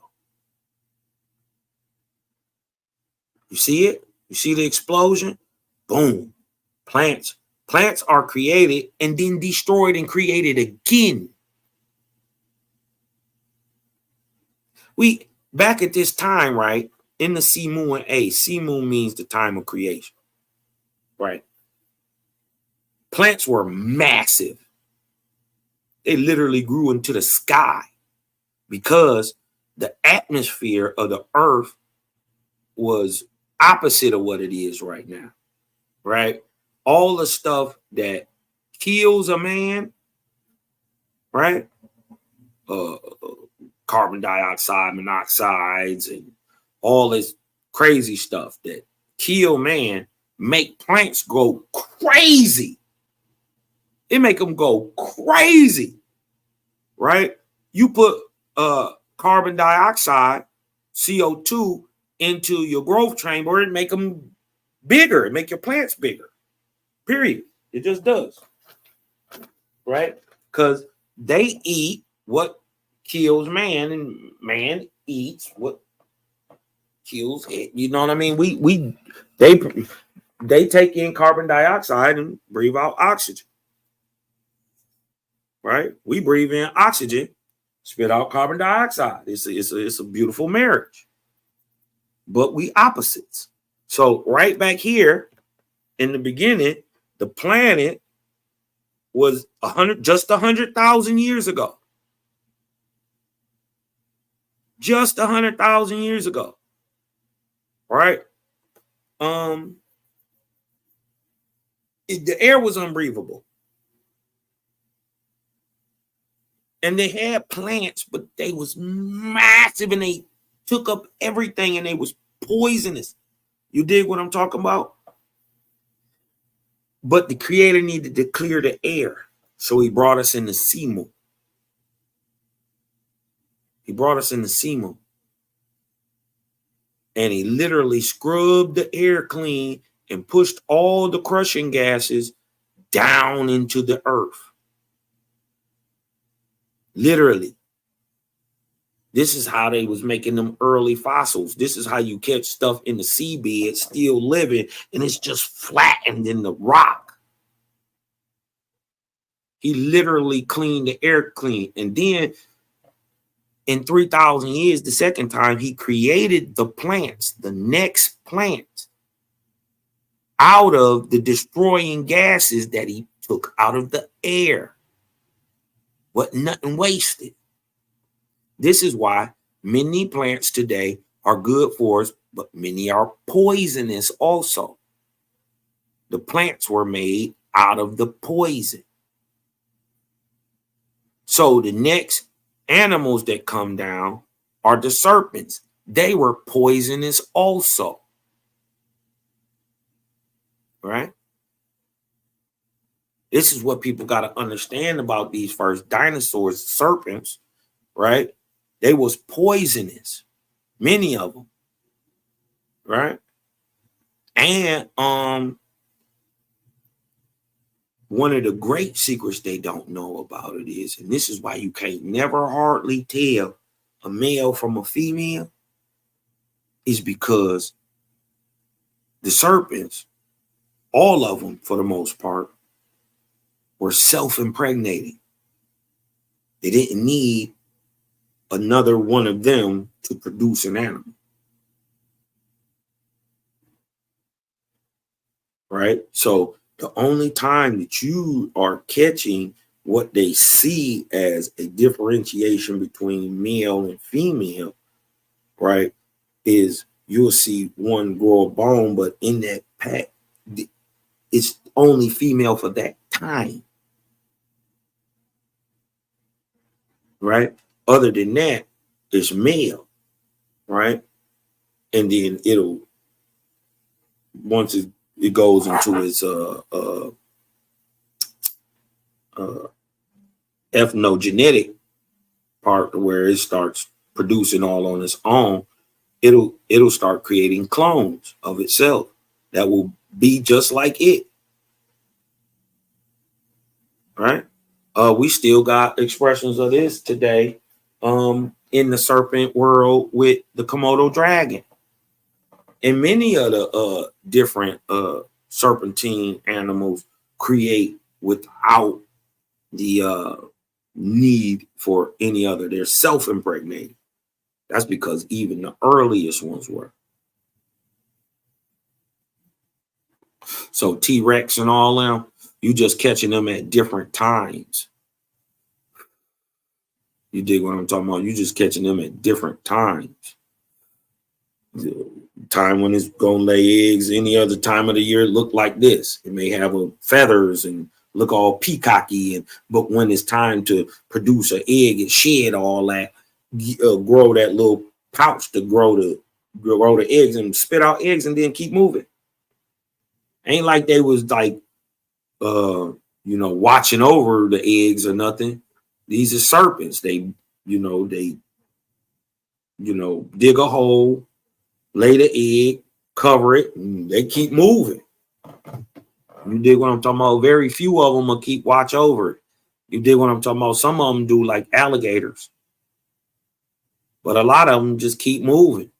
You dig what I'm talking about? Or they'll see them hatch, let the eggs hatch, and then they on their own after that. You know what I mean? They were self-impregnated. Great secret.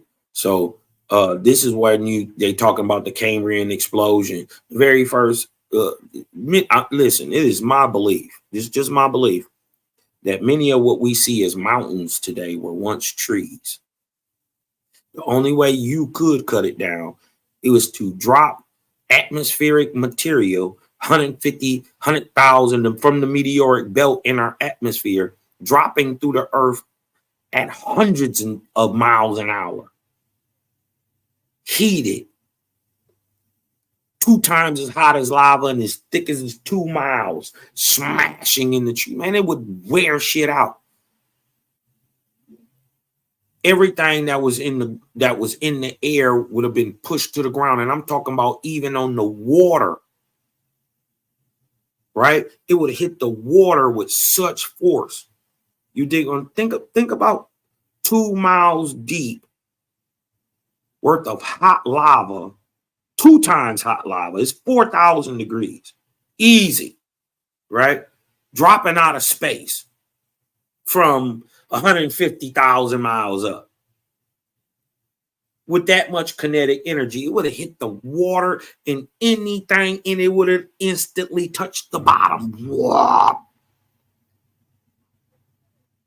With heat, pressure, water, it would have turned everything it touched. It would have either evaporated it or turned it to rock instantly.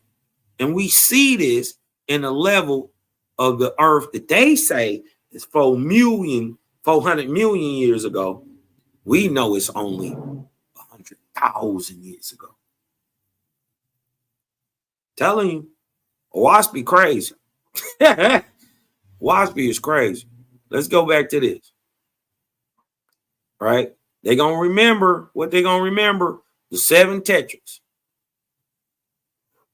Dibba, the enticing evil. Ra, the flesh of the evil. Zimma, the joking evil. Belial, worthlessness.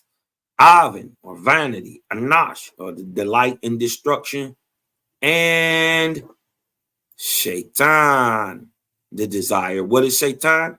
The desire for leadership. Oh. Watch out for them people who want to be your leaders.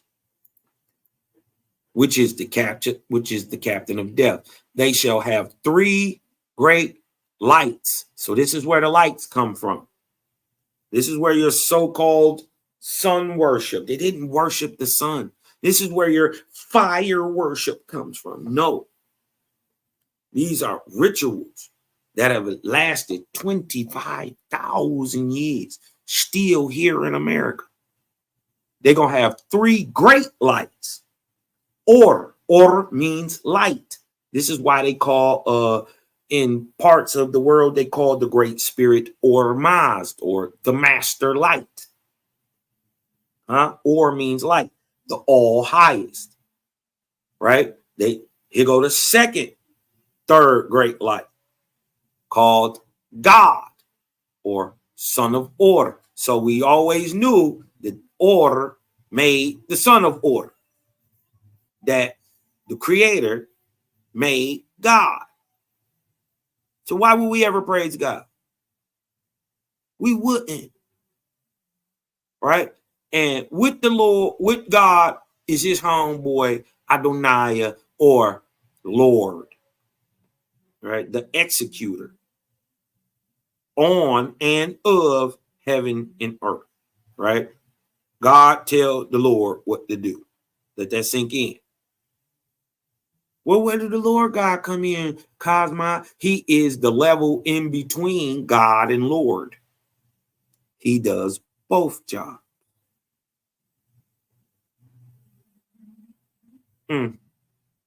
They shall have three lesser lights. What are the lesser lights? The angels and the lords, the prophets, and the rabbis, right? And then they shall have what? Three representative symbols of light. Representatives of the prophets, the rabbis, and the angels. Also of the all highest, God and the Lords. This is the so-called sun worship that they're misconstruing as is actually just a remembrance ceremony that are representative of three symbols of light: the sun, the moon, and the burning flame. Now you know why the first fruits.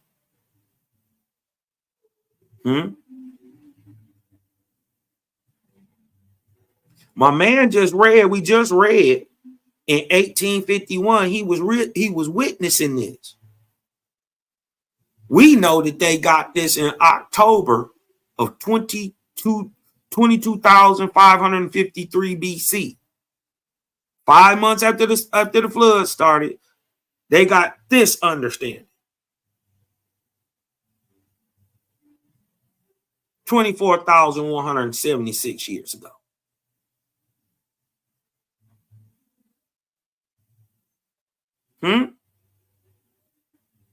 They shall have three representatives: the sun, the moon, and the burning flame. And the Lord said, "In my chosen, the mound builders, your grandma and them, your great grandma and them, shall use these lights and symbols, signs and seasons in all the divisions of the earth where I have settled them." We got a big one in South America. I want to say it's called the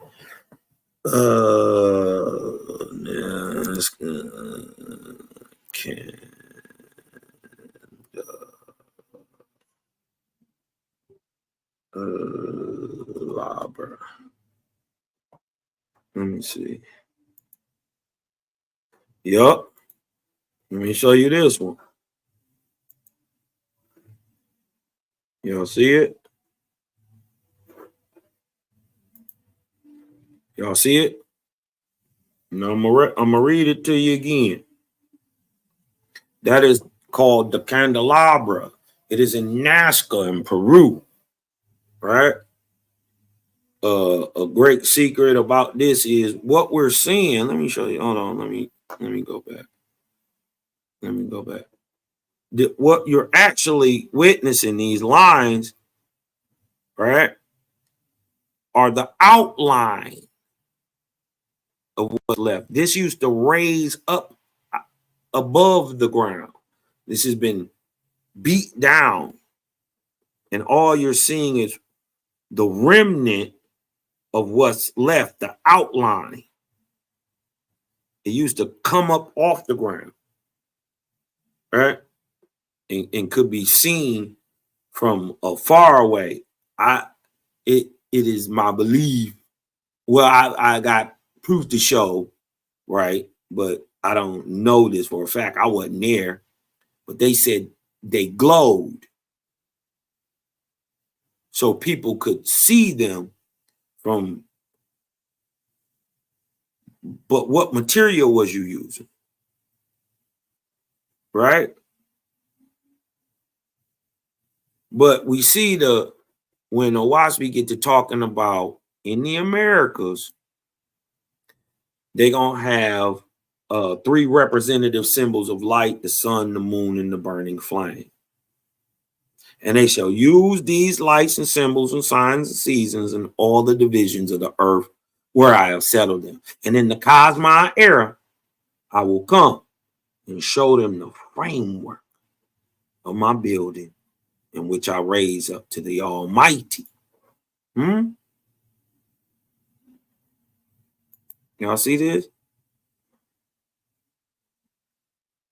He said, I'm going to come in the Cosmine era and show y'all the framework.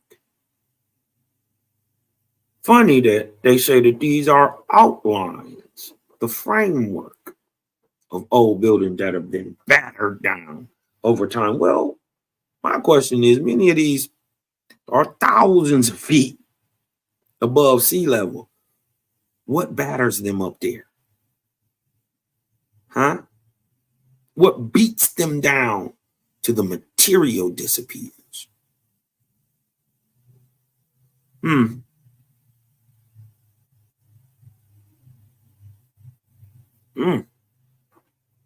All the way in the mountains?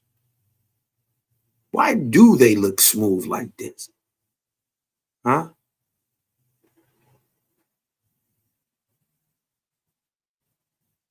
Could this have been pounded by material falling out of the sky?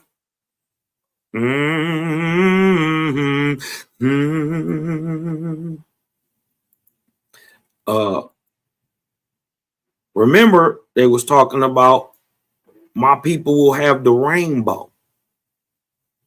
Right? Let me tell you about the legend of the rainbow warriors. Right? These ain't no sissies. These ain't no punks. These the people that's willing to do the right thing. Right? Even when they threatening death.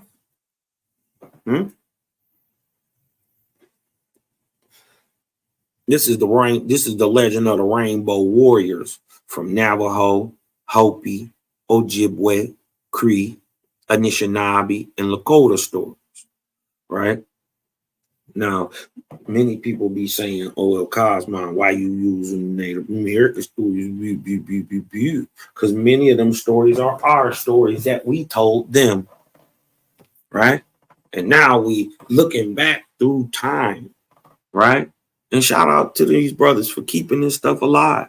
Now we understanding this 24,000 years ago. Things happen.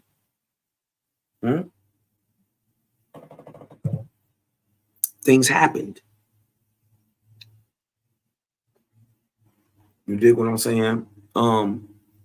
Calamities, cataclysms, people groups happened. Colonization happened.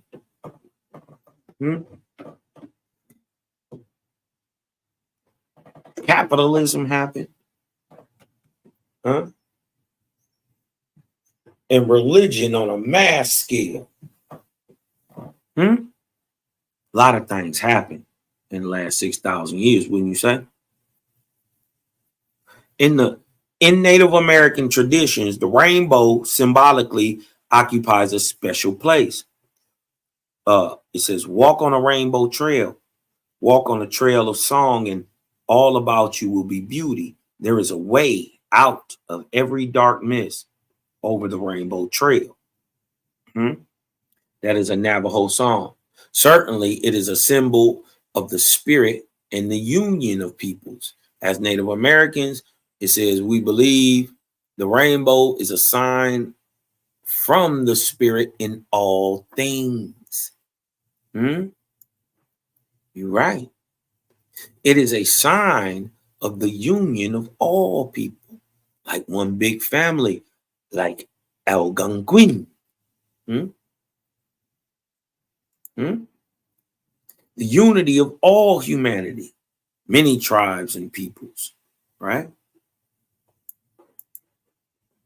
Many tribes and peoples. He didn't say they was different, right? The tribe acts different. The culture is different. They look different. Not that they're not humans.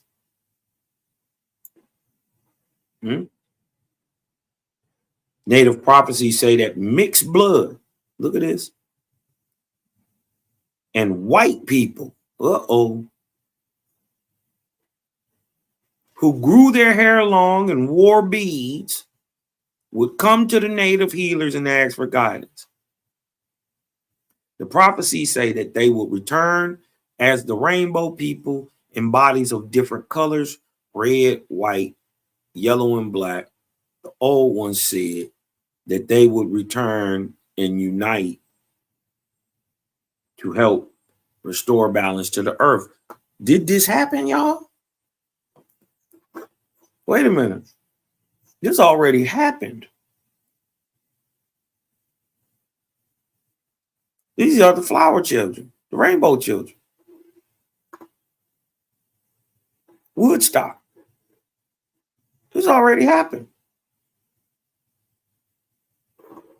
The story of these rainbow warriors is told by many peoples in many different ways. We feel that we are in that time now when the rainbow warriors are coming about. So it is a time where we have to acknowledge that we are all human beings upon the same planet, and that's what the rainbow warriors is all about. This is from somewhere, Sun Bear, from the Ojibwe teacher and author.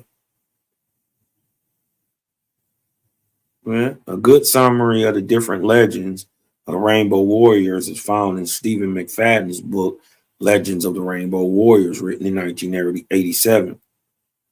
Here, McFadden states that these legends were transmitted generations ago by Native American visionaries. That would have been us, the Algonquin, because when they got here, we was already settled up. We know when the natives got here. They got here about, I'd say about in between, I'm going to just give them a swing. In between 250 AD and 250 BC.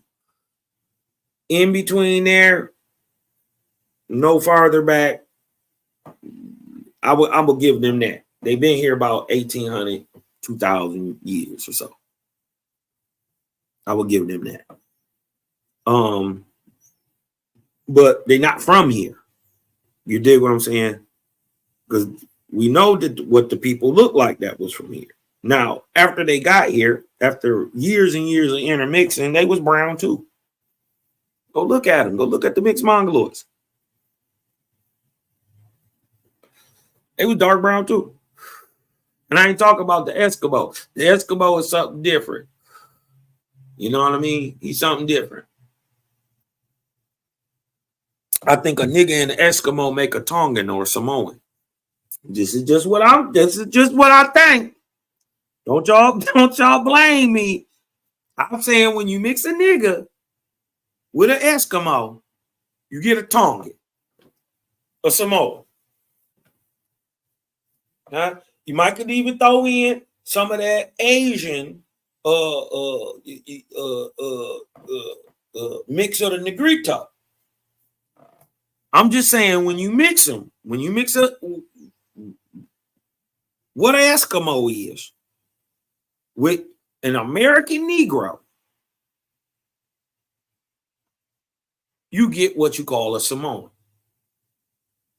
Or if you mix that Eskimo stock with that Negrito stock, you get a Samoan, a Tongan.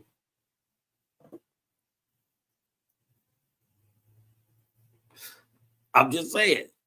I could be wrong. I'm not trying to hold nobody to it. But if we looking at admixture, I can tell what make what. Right? Once you know who. All right? They gonna be mad about this one. Ooh, wait. Look what it say. Let me blow this up. They about to be mad. They about to be mad, Cosmo. Look, light-skinned people will come out of the eastern sea. This is the story of the Rainbow Warriors. Light-skinned people will come out of the eastern sea in enormous canoes powered by huge white wings or sails. The people who get off these boats will also be like birds.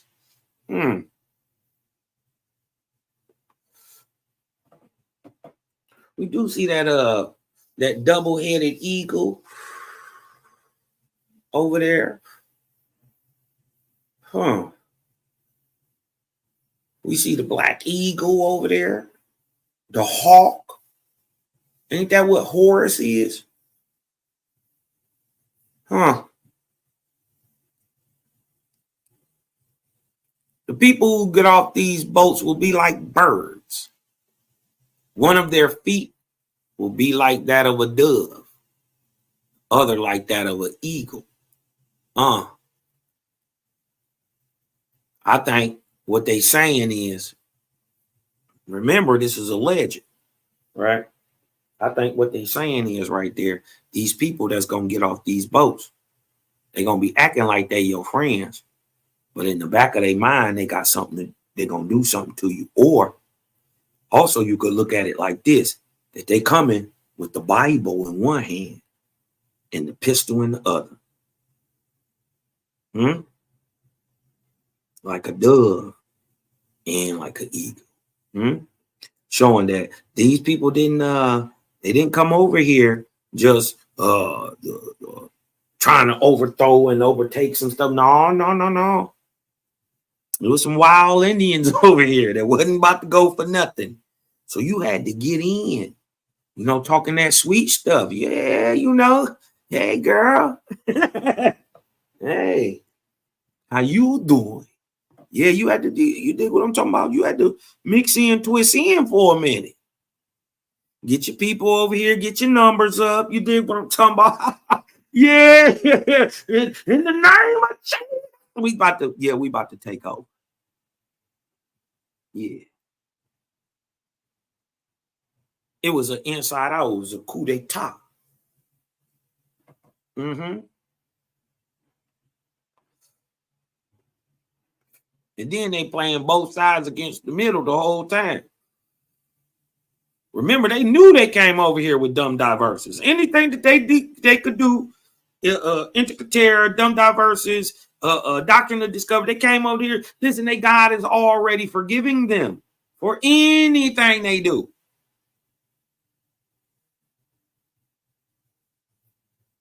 That's what y'all got to understand. The power behind it was, along with greed. But this is what they saying in the story. These niggas coming over here like they your friends, but they smiling in your face. But all the time they want to take your place. The backstabs. The foot of the dove will represent a beautiful new religion. What? Come on, I swear I didn't read this. That the foot of the dove will represent a beautiful new religion of love and kindness.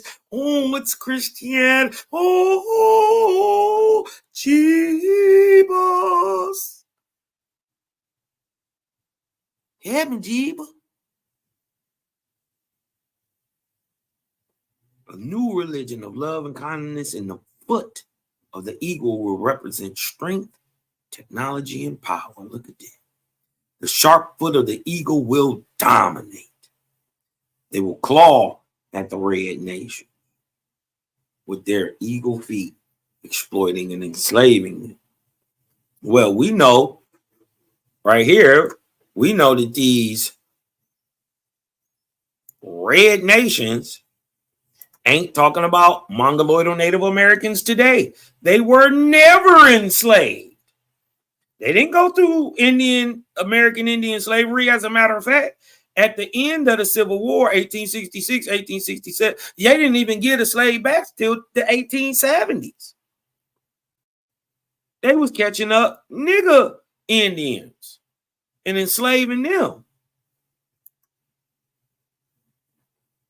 So we know that these red nations that was being exploited and went through slavery, what in the modern people they calling red today?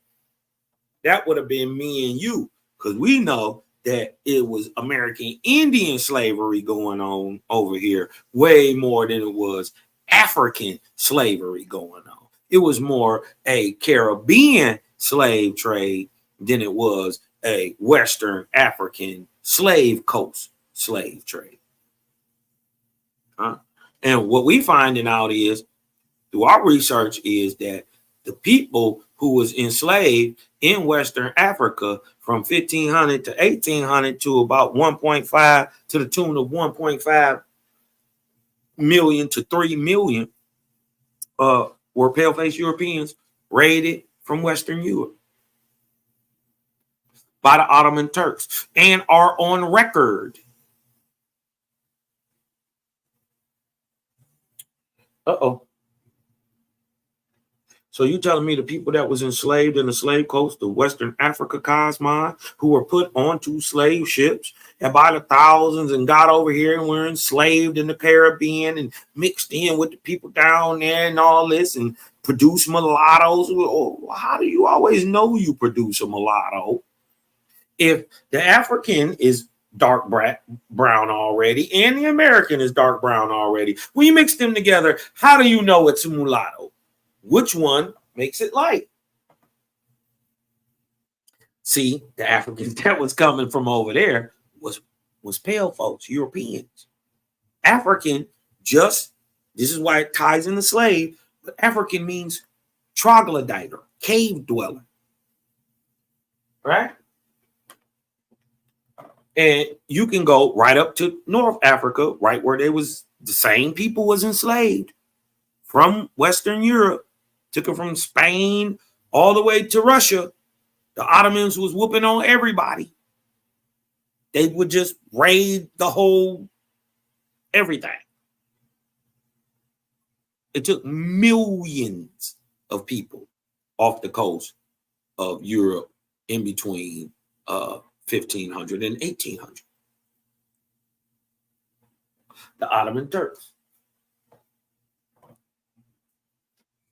At the same time that y'all supposed to be getting enslaved and put on boats and sold into the Americas, we see Afrikaners in Western Africa by the millions before they ever even get to South Africa.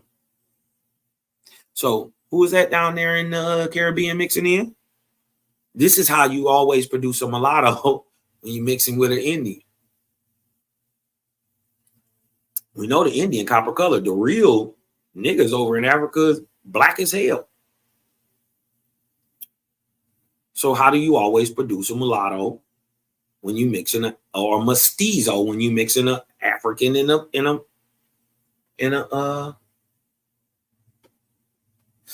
Indian? Somebody got to be white. I'm telling you, it's the African. Them is the people that got brought over on the boats. After offering mixed resistance to this clawing, the Indians would seemingly lose their spirit and be herded into small, barren enclaves. This would be the way of their world for many years: poverty, suffering, disrespect. Then the time the world would become sick. Because of unrelenting greed, the earth would be filled with deadly liquids and metals. The air would be rendered foul, with smoke and ash, and even the rains would plummet in poison drops. Birds would fall dead from the air. Fish would turn belly up in the waters. Are we seeing this? Forests would begin to wither. Wow, this is happening too. A hole would open up in the skies. Wars would circle the globe. Weather would become wildly, and there would be mounting chaos in the world. When these things begin to happen, the Indian people would be all but helpless. But the light, huh? But the light will come from the east, and the natives, the aboriginals, will begin to find their strength, their pride, and their wisdom. Hmm? So would many of their brothers and sisters of other nations, white, European, quote, yellow, Asiatic types, quote, and blacks, Africans. But remember, the reds is from here. Copper. Red is a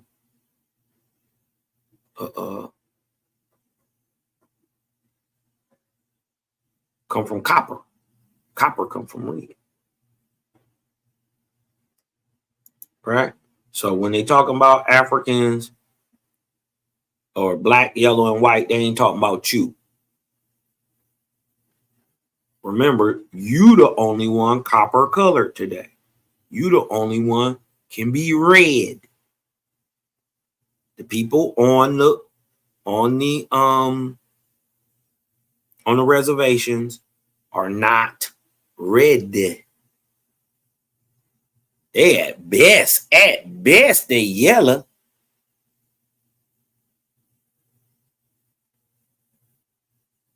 But they ain't copper colored.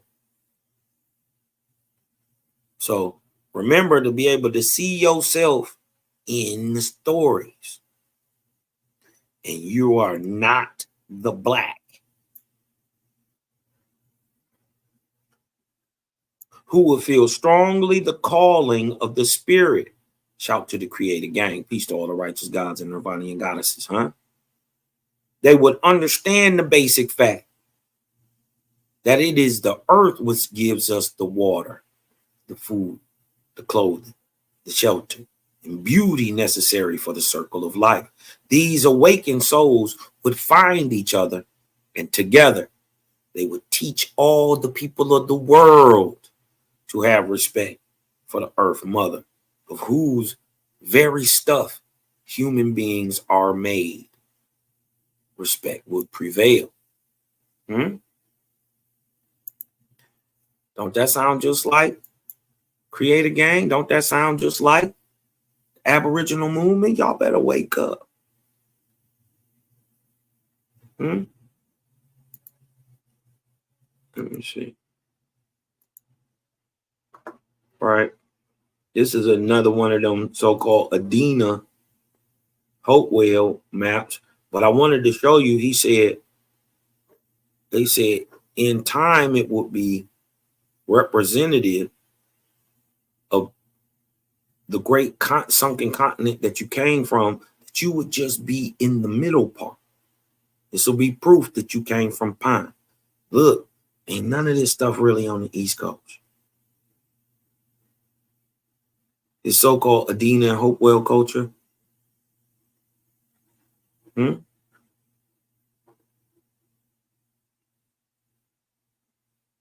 It's all up and down the Mississippi, all in the middle, up between the Appalachia, Alleghenies, right here, running up and down the East Coast, and over here, which is the Rockies. He said it would be proof today. All right, hold on, let's go back to that real quick. Hold on.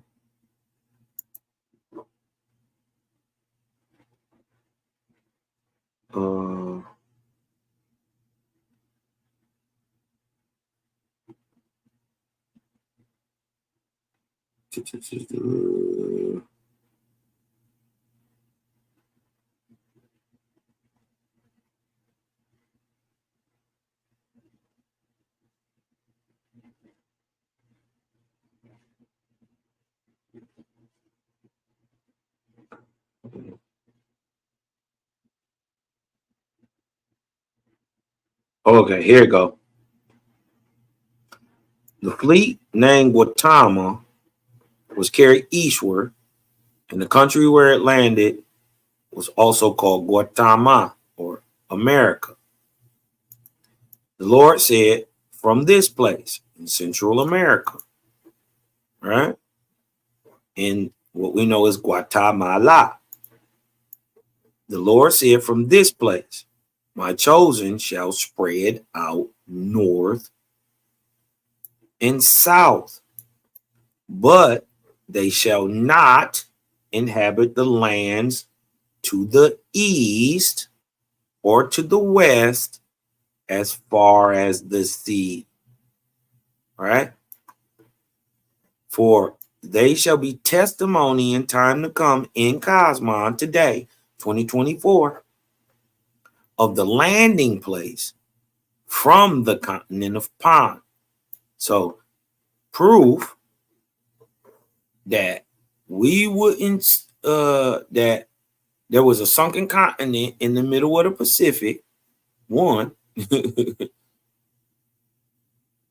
one, and that our people generally migrate north and south, two, but to prove it, they wouldn't live on the seas or by the Pacific or by the or the Atlantic. Primarily, they would live in the middle. And look, when we look up the Adena, so-called Adena, Hopewell, Iron, Mound Builder, Mississippian culture, they primarily in Middle America. They're not on the coast, on either one.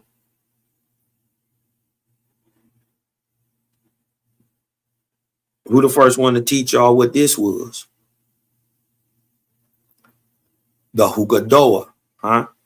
Y'all didn't know that the mounds, the dirt, was put on after. The great Umani is put on after. The true mound is just now the substructure. Who the first to teach y'all that? Peace to the righteous God. Create a gang, man. Who the first to teach y'all the oldest metallurgy? Improve it. And show y'all that's coming out of Michigan. Who showed y'all what this language is called? This is Yeehaw. This is why you see it all the way from Mesoamerica all the way up through North America.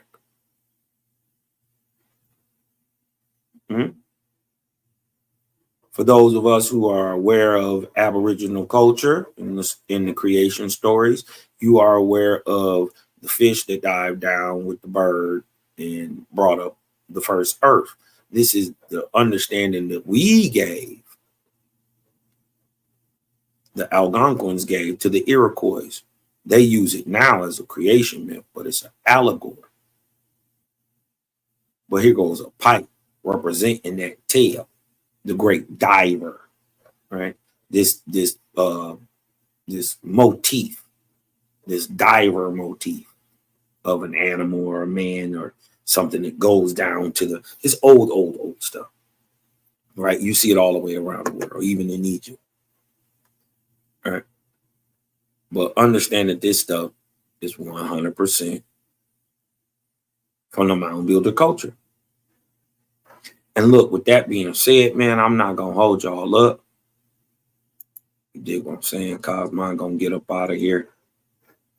I just need y'all to breathe. What you said, Taylor. You said that one could interpret 1848. So what, Taylor? What's going on? What do you want? For the year, once you know how the year starts, yes. You could say it was 1849, but that wouldn't be correct. Yeah, you could say it was 1849. I mean, in general, because the year lasts between 1848 and 1849, or between 2024 and 2025 is a year. You see what I'm saying? Just because it started in 1848, it's still a whole year till you out of that first year. And until you understand when, the years start, the time and the months, you dig what I'm talking about? It might won't make sense till you understand that the year is starting in the end of March, beginning of April. Right? So we already in April when the new year is starting, so it won't end to the next April. So you could say 2029, you officially in it, but it wouldn't be correct. You dig what I'm talking about? That's out to the brother Taylor 26. You dig what I'm saying? Yeah. Hey. Yeah. I mean, what was it? Do you know how to use it? Yeah, to catch the rebroadcast at Training Day, peace, love, light. Yeah, that's right, brother. Just come on back, check it out, man.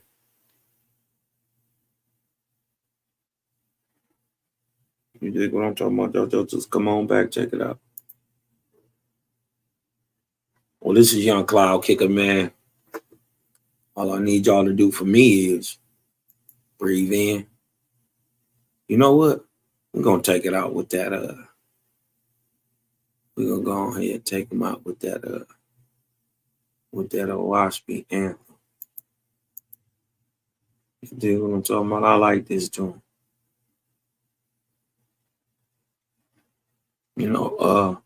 Peace to all the righteous gods, Iranian goddesses,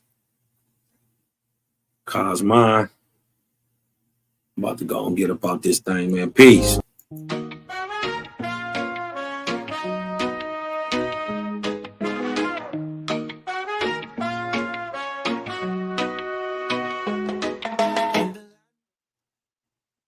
But before I go, I just need y'all to breathe in, let that light in, man, because I'm Cosmonian, man. Hey, you know what it is. We out.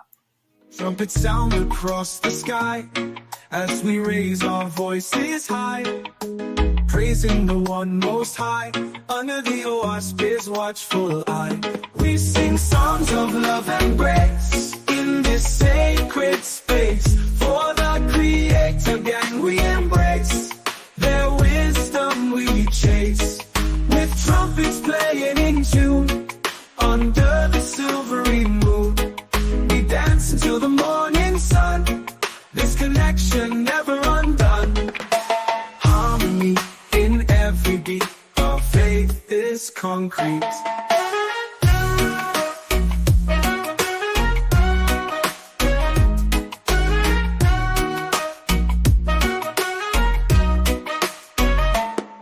Through the pages of the Owaspy, ancient wisdom on display, teaching us the righteous way, leading us to a brighter day.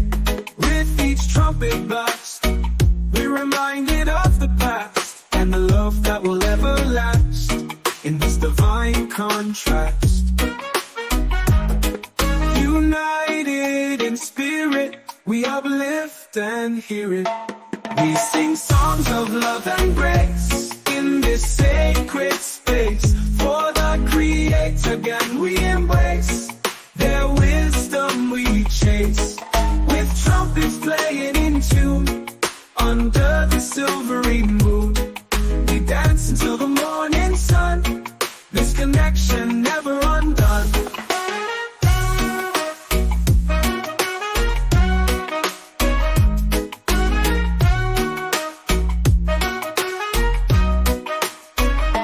We sing songs of love and grace in this sacred space. For the Creator gang we embrace, their wisdom we chase, with trumpets playing in tune under the silvery moon. We dance until the morning sun, this connection never undone.